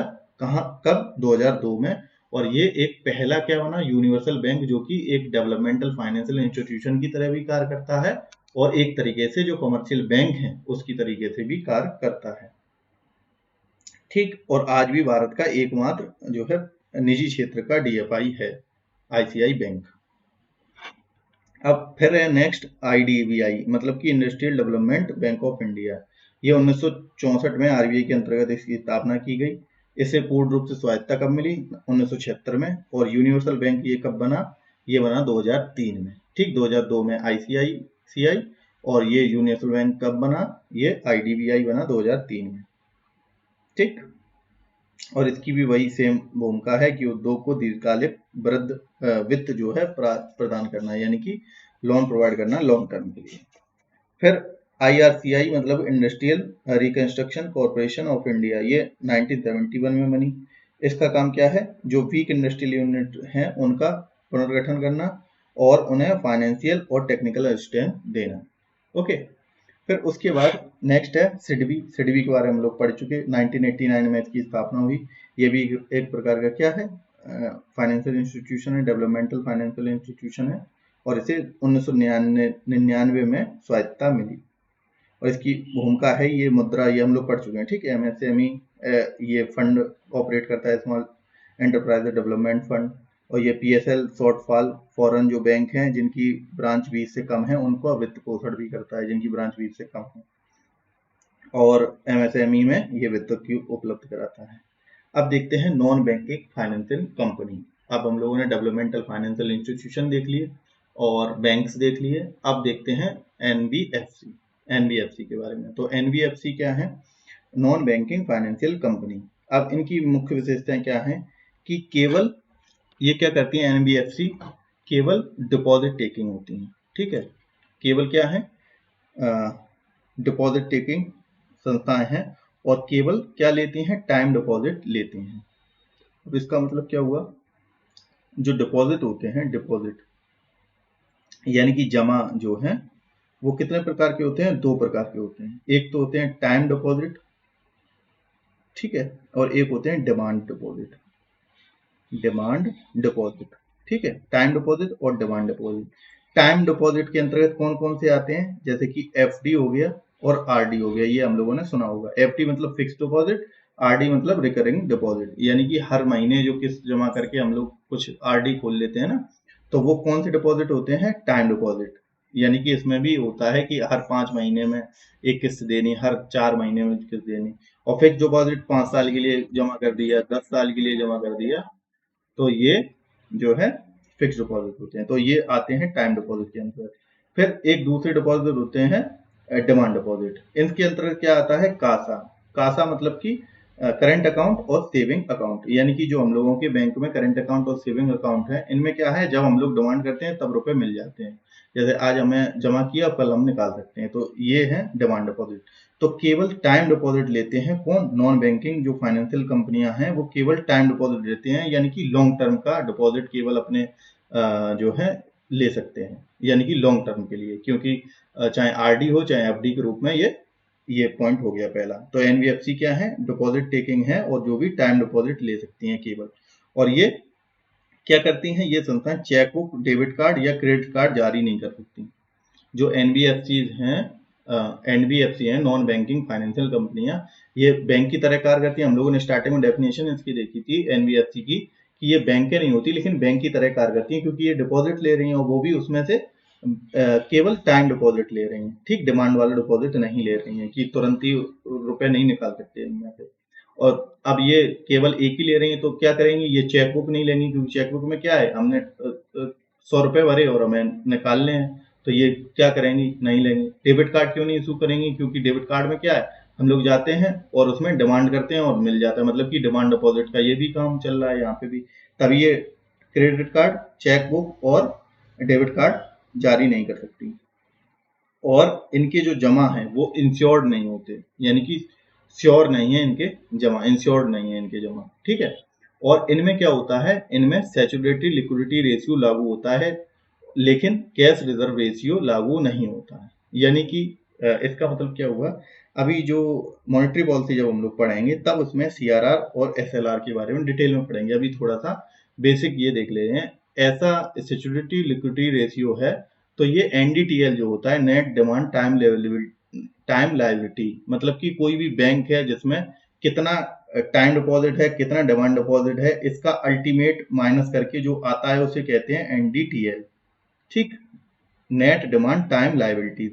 ठीक, इसका 1% रेशियो जो है वो आरबीआई डिसाइड करता है, रिजर्व बैंक ऑफ इंडिया, कि आपके पास जितना भी है वो रेशियो, उसका कुछ पैसा हमारे पास रखना है आपको। ठीक, इमरजेंसी पर्पस में, या हमारे पास आपको रखना है। जैसे कि मान लो 100 रुपए हैं इसके पास एनडीटीएल में, इसका कुछ एक परसेंट जो आरबीआई डिसाइड करेगी वो आरबीआई के पास इसे रखना पड़ेगा रुपए का।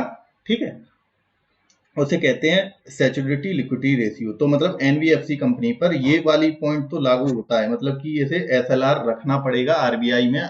जितना इनके पास पैसा है उसमें से कुछ पार्ट जो आरबीआई बताइए कितना परसेंट, ये हम लोग डिटेल में तब पढ़ेंगे, तो वो रखती है आरबीआई के पास। लेकिन ये cash reserve ratio, cash reserve ratio का मतलब क्या है? आरबीआई अपने पास रखवाती है, उसे कहते हैं एसएलआर, सैचुरेटरी लिक्विडिटी रेशियो। और कैश रिजर्व रेशियो क्या है? कि आरबीआई ये बताती है कि जो 100 रुपए हैं इसमें से एक तो एसएलआर में आरबीआई के पास चला गया, और एक क्या होता है कि कैश रिजर्व रेशियो, यानी कि बैंक जो होते हैं या एनबीएफसी भी एक तरीके से बैंक की तरह कार्य कर रही है, तो वो क्या है, अपने पास में कुछ रुपए रखे उस अमाउंट का। तो ये चीज लागू नहीं होती किस पे? एनबीएफसी पे। लेकिन कमर्शियल बैंक में ये चीज दोनों लागू होती है। एसएलआर मतलब कि जो एनडीटीएल का कुछ परसेंटेज है जो आरबीआई के पास रखना है। कैश रिजर्व रेशियो जो मतलब एनडीटीएल का एक रेशियो है जो कि उतना परसेंट रुपए बैंक को अपने पास रखना है, और वो तब तक नहीं खर्च करना जब तक कि आरबीआई की परमिशन ना हो। ठीक है, तो ये वाली चीज इसमें जो एसएलआर है वो एनबीएफसी में लागू होता है, लेकिन कैश रिजर्व रेशियो लागू नहीं होता, यानी कि अपने पास पैसा उसे नहीं रखना होता एनबीएफसी को। ठीक, नॉन बैंकिंग फाइनेंशियल इंस्टीट्यूशन को। अब ये जो है जनता का पैसा कहाँ पे लगाते हैं? जो एनबीएफसी हैं, जो ये टाइम डिपॉजिट है, अब ये 5 साल के लिए किसी ने फिक्स डिपॉजिट कर दिया है। ठीक है, अब 5 साल में ये पैसा जनता का जो 5 साल है उसके बीच में वो कहीं पे भी लगाएंगे, तो कहाँ पे लगाएंगे? तो ये लगाएंगे स्टॉक मार्केट में लगाएंगे, जैसे कि म्यूचुअल फंड में ये पैसा लगाती हैं एनबीएफसी। और फिर क्या है, ये अंतर्गत आती हैं आरबीआई ओम्बड्समैन के अंतर्गत भी आती हैं एनबीएफसी। मतलब कि अगर आपका कुछ भी प्रॉब्लम हो जाती है तो आप आरबीआई के ओम्बड्समैन के पास इसमें जा सकते हैं और आपका जो भी शिकायत है उसको दर्ज कर सकते हैं। ओके, फिर उसके बाद अब देखते हैं म्यूचुअल फंड। तो म्यूचुअल फंड क्या है? तो ये जनता और स्टॉक एक्सचेंज के बीच में मीडिएटर का कार्य करती है। अब ये वही चीज है जो एनबीएफसी है। एनबीएफसी का काम क्या है? अभी हम लोग पढ़ के आ रहे हैं। एनबीएफसी का काम क्या है? टाइम डिपॉजिट लेना, टाइम डिपॉजिट लेना लोगों से। टाइम डिपॉजिट कहाँ से लेंगे? लोगों से, लोगों के पास ही तो जमा होंगे। अब लोगों से टाइम डिपॉजिट लेके उन्होंने रख लिया 5 साल के लिए। मान लो किसी ने एफडी ली, एफडी कराई एनबीएफसी में, और ये 5 साल के लिए कराई। अब इनका काम क्या है? जो ये पैसा है इसे शेयर मार्केट में लगाते हैं म्यूचुअल फंड के रूप में, शेयर मार्केट में। ठीक, तो इसके बीच का जो मीडिएटर है वो क्या है? ये फिर ये शेयर मार्केट में लगाए, तो ये जो मीडिएटर है ये क्या है? म्यूचुअल फंड्स है। यानी कि स्टॉक एक्सचेंज के बीच में मीडिएटर का कार्य करते हैं। ये जनता जो म्यूचुअल फंड्स हैं, ये जो एनबीएफसी और जो स्टॉक मार्केट है उसके बीच में मीडिएटर का काम करते हैं। ये जनता से यूनिट बेचकर जो पैसा इकट्ठा होता है उसे कॉर्पस कहा जाता है। अब ये भी पॉइंट याद रखना है कि जो जनता से यूनिट बेचकर जो पैसा कमाती हैं ये एनबीएफसी, उन्हें क्या कहा जाता है? कॉर्पस कहा जाता है। तो कॉर्पस जरूर याद रखना है।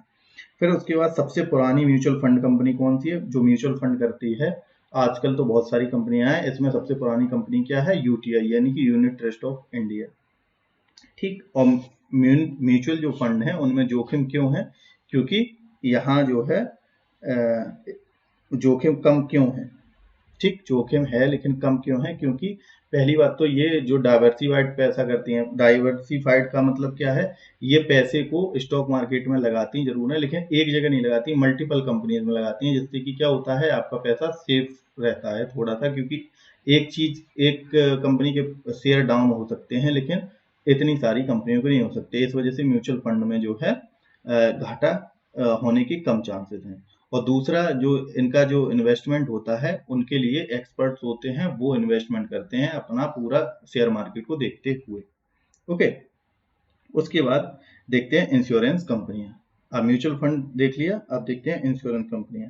तो ये इंश्योरेंस जो कंपनियां हैं जैसे कि LIC, GIC, बहुत सारी कंपनियां इंश्योरेंस है, रिलायंस है और बहुत सारी हैं, आजकल प्राइवेट भी हैं, गवर्नमेंट भी हैं। तो इनका काम क्या है? इनका काम है जो पॉलिसी हैं उनको बेचकर पैसे को इकट्ठा करना। ठीक है, यानी कि जो इंश्योरेंस है उसको बेचकर पैसे को इकट्ठा करना। अब इसमें क्या है? इसमें निवेश के प्रमुख तत्व क्या हैं? सेफ्टी और इन्वेस्टमेंट, रिटर्न और इन्वेस्टमेंट और लिक्विडिटी ऑफ इन्वेस्टमेंट।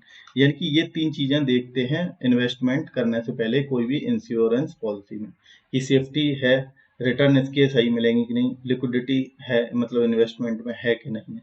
तो ये सारी चीजें देखेंगे। और जो बीमा होते हैं वो दो प्रकार के हैं, जैसे कि एक तो होते हैं लाइफ इंश्योरेंस, यानी कि आपके लाइफ के लिए इंश्योरेंस है, और जनरल इंश्योरेंस एक होता है, जनरल इंश्योरेंस, जिसके अंतर्गत जैसे कि वाहन का हम लोग बीमा कराते हैं या हम लोग स्वास्थ्य का बीमा कराते हैं, और सारे अदर बीमे जो हैं वो जनरल इंश्योरेंस के अंतर्गत आते हैं। और लाइफ इंश्योरेंस जो जीवन के लिए बीमा होता है उसे लाइफ इंश्योरेंस बीमा कहते हैं। ठीक है। तो लाइफ इंश्योरेंस के लिए कंपनी कौन कौन सी है? LIC है और ICI प्रूडेंशियल है। आजकल तो और भी सारी कंपनियां हैं। फिर उसके बाद जनरल इंश्योरेंस की कंपनी जैसे कि GIC है और ICICI है, लोम्बार्ड। ओके। अब देखते हैं इरडाई एक्ट, यानी कि insurance regulatory development authority of India act, मतलब इरडा एक्ट जो कि 1999 में आया। इसका मुख्य उद्देश्य क्या है? जो इंश्योरेंस कंपनियां हैं उनके लिए प्राइवेट कंपनियों का इंश्योरेंस कंपनी के लिए प्राइवेट कंपनीज का खोला गया था, मतलब कि ये प्राइवेट कंपनी की तरह खोला गया था। और इसका उद्देश्य था कंपटीशन को बढ़ावा देना। और ये FDI को 26% तक की अनुमति दी गई थी, हाल ही में इसे बढ़ाकर जो है 49% कर दिया गया। यानी कि जो इसमें जो है FDI इन्वेस्टमेंट जो है वो 26% था पहले, यानी कि फॉरेन डायरेक्ट इन्वेस्टमेंट, यानी कि जो इन्वेस्टमेंट होता है जो फॉरेन कंपनीज के द्वारा इंडिया में अगर इन्वेस्टमेंट हुआ तो उसे क्या कहेंगे? Foreign direct investment. तो दो प्रकार के होते हैं, ये भी हम लोग देखेंगे आगे, कि FDI और FPI, यानी कि एक होता है पोर्टफोलियो इन्वेस्टमेंट, एक होता है डायरेक्ट इन्वेस्टमेंट, यानी कि foreign direct investment, foreign portfolio investment. तो डायरेक्ट इन्वेस्टमेंट जो होता है वो होता है लॉन्ग टर्म के लिए। ठीक, तो ये होता है लॉन्ग टर्म के लिए।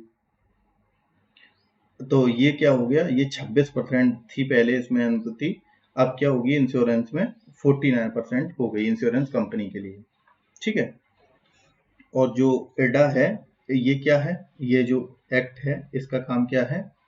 इसका काम है, ये रेगुलेटर है इंश्योरेंस कंपनी के लिए, यानी कि जो इंश्योरेंस कंपनियां हैं, जितनी भी इंश्योरेंस कंपनियां, उनको रेगुलेटर कौन है? इरडा है। ठीक, जिसका एक्ट आया था 1999 में, तो ये भी याद रखना है। अब LIC की स्थापना 1956 में हुई थी। ठीक है। और फिर ULIP, unit linked insurance plan, यह इंश्योरेंस और म्यूचुअल फंड का मिश्रण होता है, यूलिप। फिर GIC की 1973 में जनरल इंश्योरेंस कंपनी की स्थापना हुई थी। फिर उसके बाद जीआईसी और उनकी सब्सिडरी ये सारी हैं, जैसे कि NICL है, यूनाइटेड इंडिया इंश्योरेंस कंपनी है, ओरिएंटल इंश्योरेंस कंपनी है, न्यू इंडिया इंश्योरेंस कंपनी, ये सारी सहायक कंपनियां हैं, जीआईसी की सब्सिडरियां हैं। ओके, उसके बाद अब देखते हैं वेंचर कैपिटल फर्म्स या कंपनियां क्या होती हैं। तो वेंचर कैपिटल और वल्चर कैपिटल दो चीजें अलग अलग हैं। वेंचर कैपिटल क्या होता है? कैपिटल का मतलब हमेशा होता है, कैपिटल का मतलब रुपए, वो भी लॉन्ग टर्म के लिए, लॉन्ग टर्म इन्वेस्टमेंट। ठीक, कैपिटल फॉर्मेशन में यानी कि रुपए का फॉर्मेशन लॉन्ग टर्म के लिए। ठीक, तो लॉन्ग टर्म के लिए कैपिटल का मतलब होता है। ठीक, तो वेंचर कैपिटल फर्म्स या कंपनियां क्या होती हैं? ये वे कंपनियां हैं जो क्या करती हैं, जो कोई भी स्टार्टअप है, कोई भी स्टार्टअप यानी कि अपना बिजनेस स्टार्ट करने वाले हैं लोग, उनके पास अगर कोई भी यूनिक आइडिया है, इनोवेटिव आइडिया है, तो उनके आइडिया में पैसा लगाने वाली ये कंपनियां होती हैं वेंचर कैपिटल फर्म्स या कंपनी। ठीक, जिन्हें वीसी भी कहा जाता है, जिन्हें वीसी भी कहा जाता है। इनका काम क्या है? जो स्टार्टअप होते हैं, स्टार्टअप या ऐसे कंपनियां जो अब उनके पास नया कोई कॉन्सेप्ट है, नया कोई इनोवेटिव आइडिया है, उन पर पैसा लगाना किनका काम है? वेंचर कैपिटल फर्म्स या कंपनीज का। तो ये कंपनियां फाइनेंस और टेक्निकल असिस्टेंट प्रदान करती हैं, यानी कि ये रुपए और टेक्निकल असिस्टेंट प्रदान करती हैं उन कंपनियों को जो इनोवेटिव वेंचर पर आधारित व्यवसायिक परियोजनाएं शुरू करना चाहती हैं या शुरू करती हैं। ठीक, और ये नई टेक्नोलॉजी और कमर्शियल एप्लीकेशन के लिए फाइनेंस प्रदान करती हैं। ओके, फिर उसके बाद नेक्स्ट है वेंचर कैपिटल का मतलब समझ गए। वेंचर कैपिटल कंपनियां या वेंचर कैपिटल फर्म्स या कंपनियां क्या हैं? ये वो कंपनीज हैं जो कि नए आइडिया पर जो है पैसा लगाने के लिए होती हैं, यानी कि ये नए आइडिया को प्रमोट करने के लिए, उसे बड़ा बनाने के लिए उसमें अपना इन्वेस्टमेंट करती हैं, रुपए प्रदान करती हैं, टेक्निकल असिस्टेंट देती हैं और फाइनेंस भी प्रोवाइड करती हैं। फिर उसके बाद मर्चेंट बैंक क्या होती हैं? मर्चेंट बैंक या इन्वेस्टमेंट बैंक, ये वो कंपनीज हैं जो कि क्या करती हैं? कंसल्टेंसी सर्विस प्रोवाइड करती हैं। इनका काम क्या है? कंसल्टेंसी सर्विस प्रोवाइड करना। यानी इसका मतलब क्या है? ये क्या करती हैं? जो कंपनियां होती हैं उनकी फंड रेजिंग में मदद करती हैं, और जो भी कंपनियां हैं, जो मर्चेंट बैंक्स हैं, मर्चेंट बैंक या इन्हें इन्वेस्टमेंट बैंक भी कहा जाता है, इनका काम क्या है कि जो कंपनीज हैं उनका आईपीओ लॉन्च कराना। अगर उन्हें शेयर मार्केट में रजिस्टर्ड होना है, कोई भी अगर कंपनी है उसे शेयर मार्केट में रजिस्टर्ड होना है, तो वो किसके पास जाएगा? आप मर्चेंट बैंक के साथ मर्चेंट बैंक के पास जब में जाएगा और वो उसका आईपीओ लॉन्च करेगा, उस कंपनी का आईपीओ लॉन्च करेगा शेयर मार्केट में, मतलब कि इनिशियल पब्लिक ऑफरिंग जो है लॉन्च करेगा। तो वो लॉन्च करने के लिए कौन सी कंपनियां होती हैं? मर्चेंट बैंक होती हैं। अगर उसको फंड रेजिंग में करने में मदद, कोई भी कंपनी है उसे फंड रेज करना है, अपने पास रुपए उसे चाहिए अपनी कंपनी के लिए, तो वो क्या करती हैं? वो उनकी भी मदद कौन करता है? ये मर्चेंट बैंक या इन्वेस्टमेंट बैंक करते हैं। और जो नए इशू अंडर राइटिंग करते हैं डीमेट ट्रेडिंग, उनके बेसिस पर क्या डीमेट ट्रेडिंग क्या होती है? अगर शेयर मार्केट में जो अकाउंट खोला जाता है ट्रेडिंग के लिए, उसे क्या कहते हैं? डीमेट अकाउंट कहते हैं, डीमेट अकाउंट कहते हैं। ठीक, तो उसको भी डीमेट ट्रेडिंग की भी सुविधा प्रदान करती हैं सारी कौन सी? मर्चेंट बैंकिंग या इन्वेस्टमेंट बैंकिंग कंपनियां।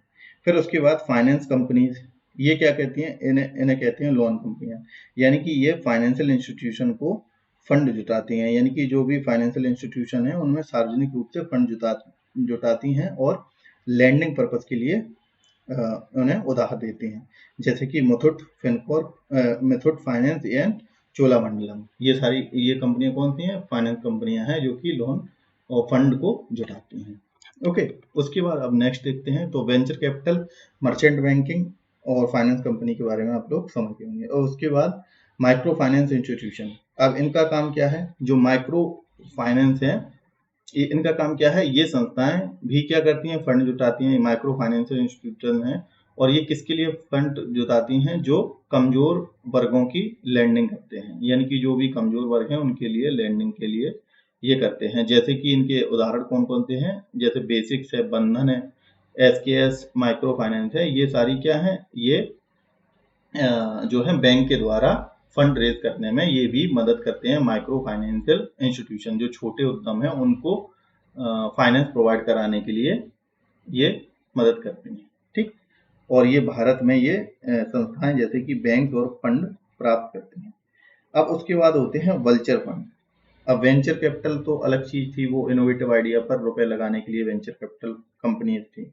अब ये फंड उन स्टॉक को खरीदते हैं जो दिवालियापन के करीब हों। इसका मतलब क्या है, जो वल्चर फंड्स हैं, वल्चर फंड्स का मतलब क्या होता है, ऐसे फंड क्या होते हैं जो कंपनियां, मान लो कोई भी कंपनी है, कोई भी कंपनी अगर डूब रही है, मतलब कि उसका शेयर प्राइस मान लो 100 रुपये था, उससे घटकर 1 रुपये आ गया, ठीक, 1 रुपये उसका शेयर डाउन हो गया, कोई कंपनी है, तो उसमें क्या है कि वो वहां से खरीदती है उसको, और उसको खरीद के क्या करती हैं, जो दिवालियापन के करीब हो गई, मान लो अब उनके शेयर डाउन हो गए, तो क्या वो कंपनी क्या हो गई, बिल्कुल दिवालियापन के करीब, बैंकरप्सी के करीब आ गई। तो उनके स्टॉक को खरीदा और इन्हें स्टॉक में कीमत बढ़ाकर बेच दिया, यानी कि सेकेंडरी मार्केट में इन्हें सेल कर दिया। तो इनको क्या कहते हैं, वल्चर फंड्स कहते हैं। यानी कि इस प्रकार के फंड हैं जो कि उनका बिल्कुल जो वे उन कंपनियों फंड जो क्या है, बिल्कुल बिल्कुल दिवालियेपन की कगार पर हैं, उनके फंड उनके जो स्टॉक को खरीदकर बहुत कम दाम में खरीदकर उन्होंने रेट बढ़ाकर उनको जो है बेचकर उस कंपनी को खड़ा करने में मदद करते हैं, उन्हें क्या कहते हैं, वल्चर फंड कहते हैं। इस्लामिक बॉन्ड क्या है, जहाँ पर शरिया कानून के आधार पर लोन प्रदान किया जाता है, उन्हें इस्लामिक फंड कहते हैं।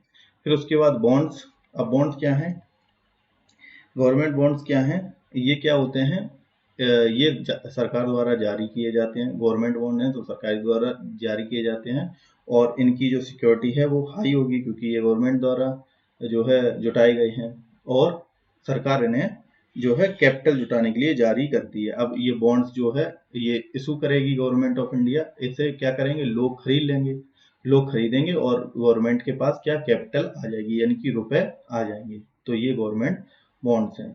फिर उसके बाद टी बिल्स होते हैं, ये भी क्या है, ये शॉर्ट टर्म के लिए अब बॉन्ड्स होते हैं। तो टी बिल्स क्या है, एक प्रकार के बॉन्ड्स हैं शॉर्ट टर्म के लिए, यानी कि ये 91 दिन, 182 दिन या 364 दिन की अवधि के लिए दिए जाते हैं। तो ये भी एक प्रकार के क्या, ये बॉन्ड है, और इनसे भी क्या है, गवर्नमेंट जो है, इन्हें गवर्नमेंट जारी करती है टी बिल्स, और इनसे भी क्या लेती है, इनसे भी गवर्नमेंट जो है कैपिटल को रेज करती है। यानी कि गवर्नमेंट को अगर रुपए की जरूरत है तो वो टी बिल इशू करेगी। टी बिल एक प्रकार का पेपर हो गया, जैसे गवर्नमेंट सिक्योरिटी हो गई, और वो 91 दिन में मान लो वो उसे रिटर्न करेगी, तो क्या होगा, जो व्यक्ति खरीदेगा उसे भी फायदा होगा, और गवर्नमेंट के पास पैसे आ जाएंगे। ओके, तो टी बिल्स, ट्रेजरी बिल क्या होते हैं, एक प्रकार के पेपर होता है, और ये शॉर्ट टर्म की अवधि के लिए बॉन्ड्स होते हैं, जो कि 91, 182 और 364 ये दिन जरूर याद रखने हैं, उसके लिए जारी की जाती हैं। फिर उसके बाद डेटेड सिक्योरिटी, ये क्या है, ये लॉन्ग टर्म सिक्योरिटी, जैसे कि टी बिल्स क्या है, शॉर्ट टर्म के लिए है, ऐसी डेटेड सिक्योरिटी क्या है, लॉन्ग टर्म के लिए ये बॉन्ड्स होते हैं। तो ये 3 प्रकार के बॉन्ड्स है, गवर्नमेंट बॉन्ड्स, ट्रेजरी बिल्स यानी कि टी बिल्स जिन्हें कहते हैं, और डेटेड सिक्योरिटी यानी कि लॉन्ग टर्म के लिए, ये भी सरकारी व अन्य वित्तीय संस्थाएं जारी करती हैं। अब कॉर्पोरेट सिक्योरिटी, अब एक पहला देख लिया हम लोगों ने बॉन्ड्स, अब देखते हैं दूसरा कॉर्पोरेट सिक्योरिटीज। अब ये क्या है, गवर्नमेंट बॉन्ड्स में क्या आता है, कॉर्पोरेट सिक्योरिटीज में डिवेंचर है, इक्विटी है, और इक्विटी में एक ऑर्डिनरी शेयर है, एक प्रेफरेंशियल शेयर है। अब इनमें अंतर क्या है कि ये कंपनियों द्वारा जारी किए जाते, जो डिवेंचर हैं ये क्या है, कोई भी कंपनी है वह जारी करती है, अपने बॉन्ड्स जारी करते हैं, और ये किसके लिए होते हैं, जनरल पब्लिक के लिए लोन के रूप में जारी किए जाते हैं। ठीक है, जनरल पब्लिक के लिए लोन के रूप में जारी किए जाते हैं। और डिवेंचर जो है कंपनियां लोन इंस्ट्रूमेंट होते हैं जो इंटरेस्ट के भुगतान के साथ होते हैं, यानी कि जो ये लेगा उन्हें इंटरेस्ट भी मिलता है। ठीक है, तो मतलब कि ये भी इसमें फायदा है, जो डिवेंचर होते हैं उनमें क्या होता है कि ये दिए जाते हैं, और इनको क्या, इन पर ब्याज भी दिया जाता है लोगों को। ओके, इंटरेस्ट का भी भुगतान किया जाता है, तो ये पॉइंट याद रखना।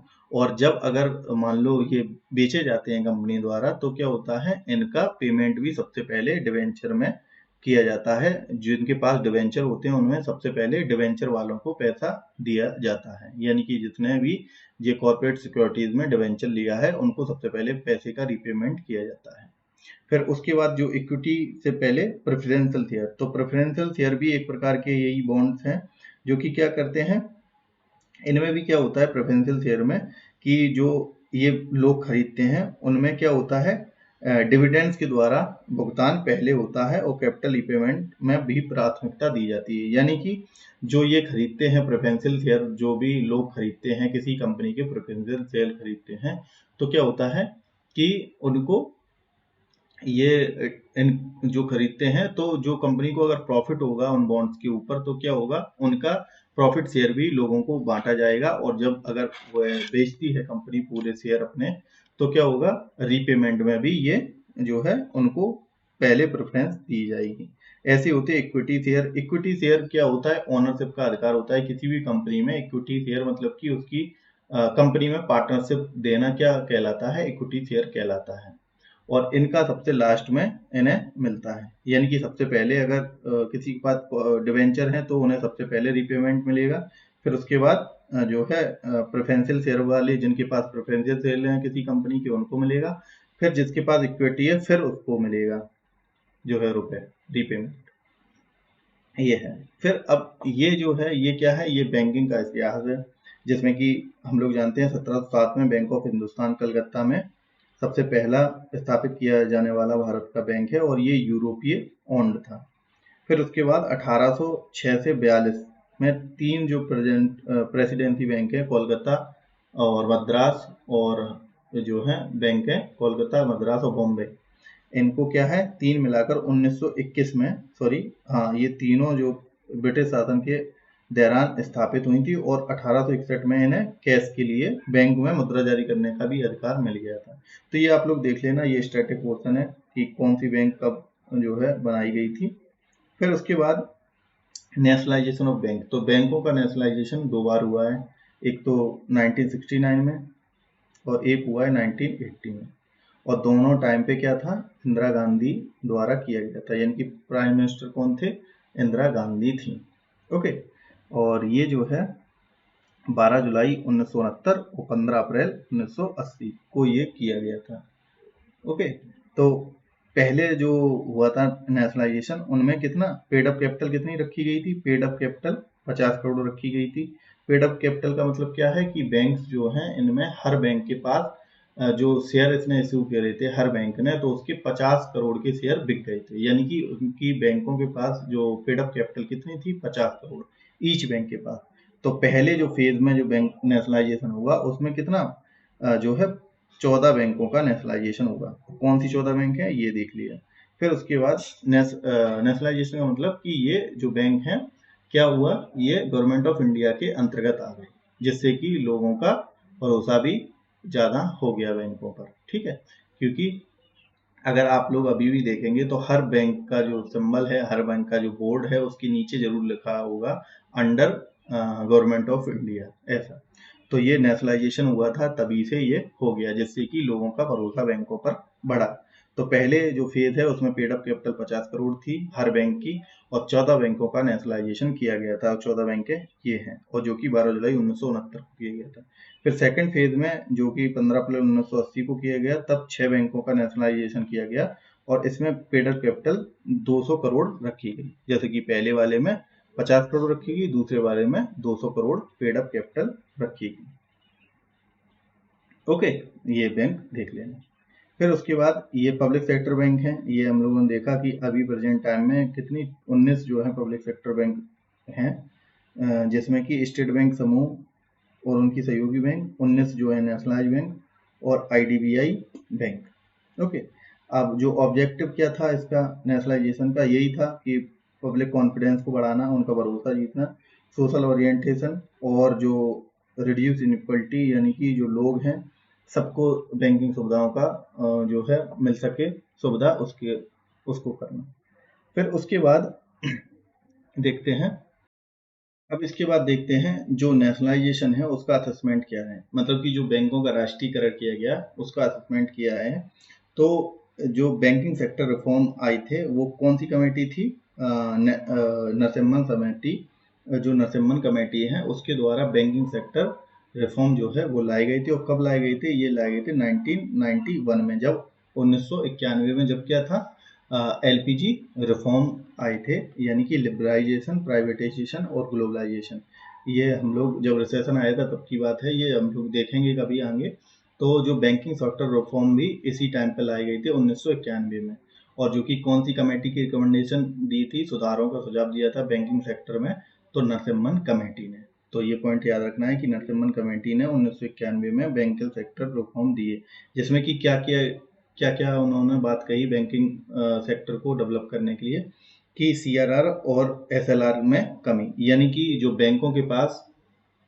बैंकों को सीआरआर और एसएलआर में कमी करना। अब इसका मतलब क्या हुआ, हम लोग जानते हैं सैचुरेटरी लिक्विडिटी रेशियो क्या है, कि एनडीटीएल का रेशियो जो कि आरबीआई के पास बैंकों को रखना पड़ता है, तो उसको कम कर दिया, मतलब बैंकों के पास रुपए ज्यादा रहे।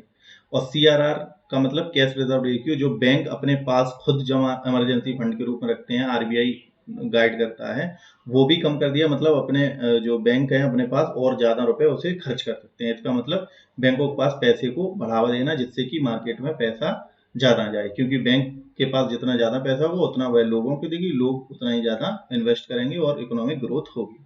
तो पहला तो पॉइंट यही था। फिर दूसरा है प्राथमिक क्षेत्र को कोटा में कमी, यानी कि जो प्रायोरिटी सेक्टर लैंडिंग है उनके कोटा में कमी करी गई, क्योंकि मैक्सिमम लोन एग्रीकल्चर और ये एजुकेशन और डिप्राइव्ड सोसाइटी के लोगों में ज्यादा अगर दिया जा रहा है, तो और क्षेत्रों में एग्रीकल्चर के अलावा भी तो और भी फील्ड हैं जहाँ पे लोन की जरूरत होता है, इंडस्ट्री है, कोई बिजनेस है, उनमें भी इस वजह से इसको कम किया गया, जिससे कि और क्षेत्रों का भी विकास किया जाए और क्षेत्रों में भी बैंकें पार्टिसिपेट कर पाए।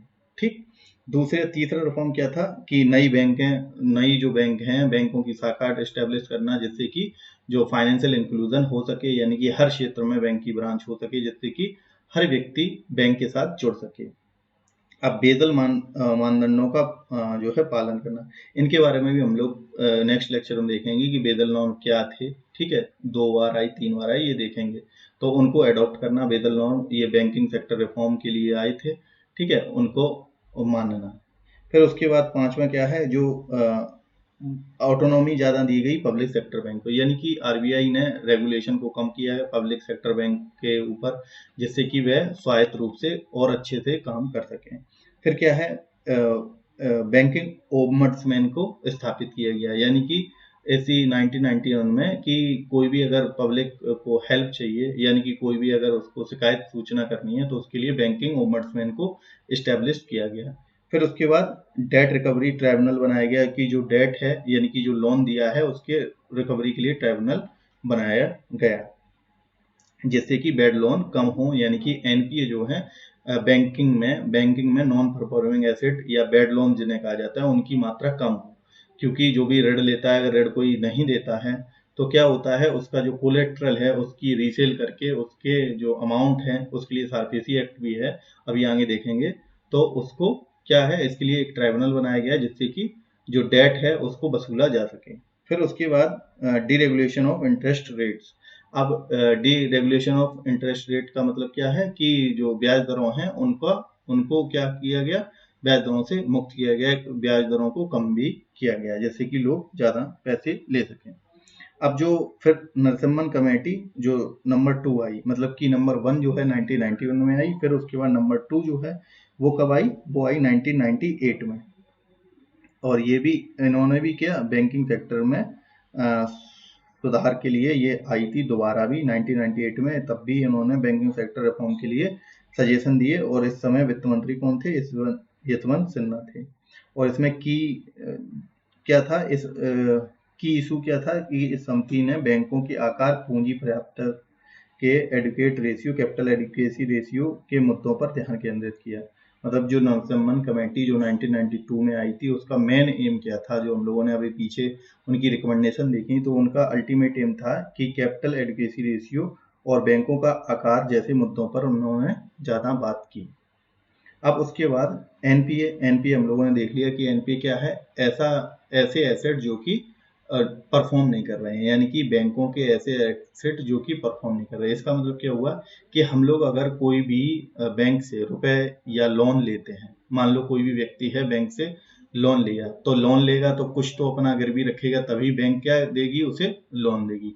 तो गिरवी रखने की चीज को क्या कहते हैं, कोलेट्रल कहते हैं, यानी कि कोलेट्रल उसे कुछ देना पड़ेगा। मान लो आपने 1 लाख का लोन लिया, ठीक, आपने उसकी जगह आपने अपना कुछ भी सामान जो है बैंक के पास गिरवी रखा, उसको रखने के बाद आपको 1 लाख का लोन मिल गया। अब अगर वो उस जो लोन है, उस लोन का आप जो इंटरेस्ट है, जिस इंटरेस्ट रेट पर बैंक ने लोन दिया, वो भी नहीं अगर आप पे कर रहे हैं, और कितने दिन तक, 90 दिन तक, और 90 दिन तक अगर उस बैंक का कोई भी लोन भी नहीं पे कर रहे हैं, मतलब कोई भी जो इंटरेस्ट है वो भी नहीं पे कर रहे हैं, और जो उसका प्रिंसिपल अमाउंट है वो भी नहीं पे कर रहे हैं 90 दिन तक लगातार, तो उसे क्या घोषित कर दिया जाएगा, बैंक द्वारा एनपीए घोषित कर दिया जाएगा, यानी कि नॉन परफॉर्मिंग एसेट की, ऐसा एसेट जो कि हमें जो है परफॉर्म नहीं कर रहा है, और इन्हें बैड लोन भी तभी कहते हैं, एनपीए को क्या कहते हैं, बैड लोन भी कहते हैं। तो एनपीए समझ गए, एनपीए कब घोषित होता है, 90 दिन तक अगर जिस व्यक्ति ने लोन लिया है वो ना तो उसका प्रिंसिपल अमाउंट ना उसका इंटरेस्ट पे करे, तो उसे क्या कहते हैं, बैड लोन कहते हैं या एनपीए कहते हैं। अब एग्रीकल्चर में क्या होता है, एग्रीकल्चर में अगर कोई किसान लोन लेता है तो उसमें क्या है, जो शॉर्ट ड्यूरेशन की क्रॉप है, तो उसमें अगर वह जो व्यक्ति है, जो किसान है, वो 2 फसल के सत्रों तक अपना लोन का जो है अमाउंट ना पे करे, प्रिंसिपल अमाउंट भी ना दे या ना इंटरेस्ट दे, ठीक है, तो 2 क्रॉप सीजन कह सकते हैं, या किसके किसके फील्ड में, जो शॉर्ट ड्यूरेशन क्रॉप है जैसे कि ज्वार बाजरा और धान, उनमें, और जो लॉन्ग ड्यूरेशन क्रॉप है उनमें एक फसल के बाद तक क्या है, किसान अपना लोन या पेमेंट, रीपेमेंट या ब्याज नहीं चुकाता है, तो उसे एनपीए घोषित कर दिया जाएगा। तो नॉर्मल केस में 90 डेज, एग्रीकल्चर सेक्टर में, एग्रीकल्चर लोन में जो शॉर्ट क्रॉप है उनमें 2 फसल चक्रों में, और 2 फसल सत्र में, और 1 फसल सत्र में लॉन्ग ड्यूरेशन क्रॉप में, ओके, तो भी उन्हें एनपीए घोषित कर दिया जाएगा। फिर उसके बाद एनपीए और सारपेसी एक्ट। अब इसका मतलब क्या है कि जो एनपीए है, एनपीए तो हम लोगों ने समझ लिया, एनपीए क्या है, नॉन परफॉर्मिंग एसेट, मतलब ऐसे लोन जो कि लोग वापस नहीं कर रहे हैं, ठीक, उन्हें अब उनकी जो कोलेटर रखा हुआ, उनकी जो गिरवी चीज रखी हुई है, उसको रीसेल करके अपनी वैल्यू को वसूलना, उसके लिए एक्ट आया था सारफेसी एक्ट।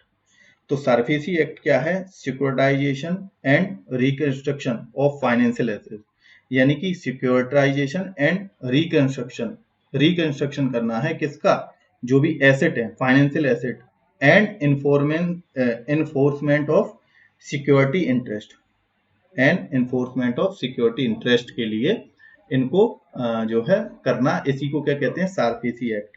इसका मतलब क्या है, जब ये सारफेसी एक्ट जो है, इसके तहत जो आपका कोलेटर है, आपका जो गिरवी चीज रखी है, उसको रीसेल करके, या आपकी कोई संपत्ति रखी है, कोई घर के कागज रखे हैं, तो उसको रीसेल करके बैंक क्या है, अपना जो एनपीए है उसका अमाउंट वसूलने का कोशिश करती है। तो उसमें क्या है, ये इसके लिए एक्ट आया था सारफेसी एक्ट। तो इसमें क्या है कि जब ये करना होता है, उसे रीसेल करना होता है गिरवी वाले पार्ट को, तब भी 60 दिन का वक्त फिर नोटिस दिया जाता है उसको, व्यक्ति को, कि वो जो लोन लिया है वो वापस कर दे, ठीक है। अगर फिर भी नहीं करता है, फिर इस एक्ट के तहत हम क्या करते हैं, उसकी जो गिरवी हुई रखी हुई चीज है उसको बेच के अपना जो है रुपए वसूल कर लेती हैं बैंक के। तो इसी को कहते हैं एनपीए सारफेसी एक्ट, ओके। तो ये चीज हम लोगों ने देख ली, ठीक है। अब लेक्चर लंबा हो गया, अब आगे का जो है पार्ट, जो मॉनेटरी पॉलिसी भी थी इसी के अंतर्गत, तो वो हम लोग अब नेक्स्ट वीडियो में करेंगे, ओके। तो इतने पॉइंट आप लोग याद रखना कि बैंकिंग और फाइनेंशियल इंस्टीट्यूशन के बारे में, उसके बाद मॉनेटरी पॉलिसी हम लोग नेक्स्ट में देखेंगे, फिजिकल पॉलिसी देखेंगे, फिर और भी टॉपिक देखेंगे। धन्यवाद।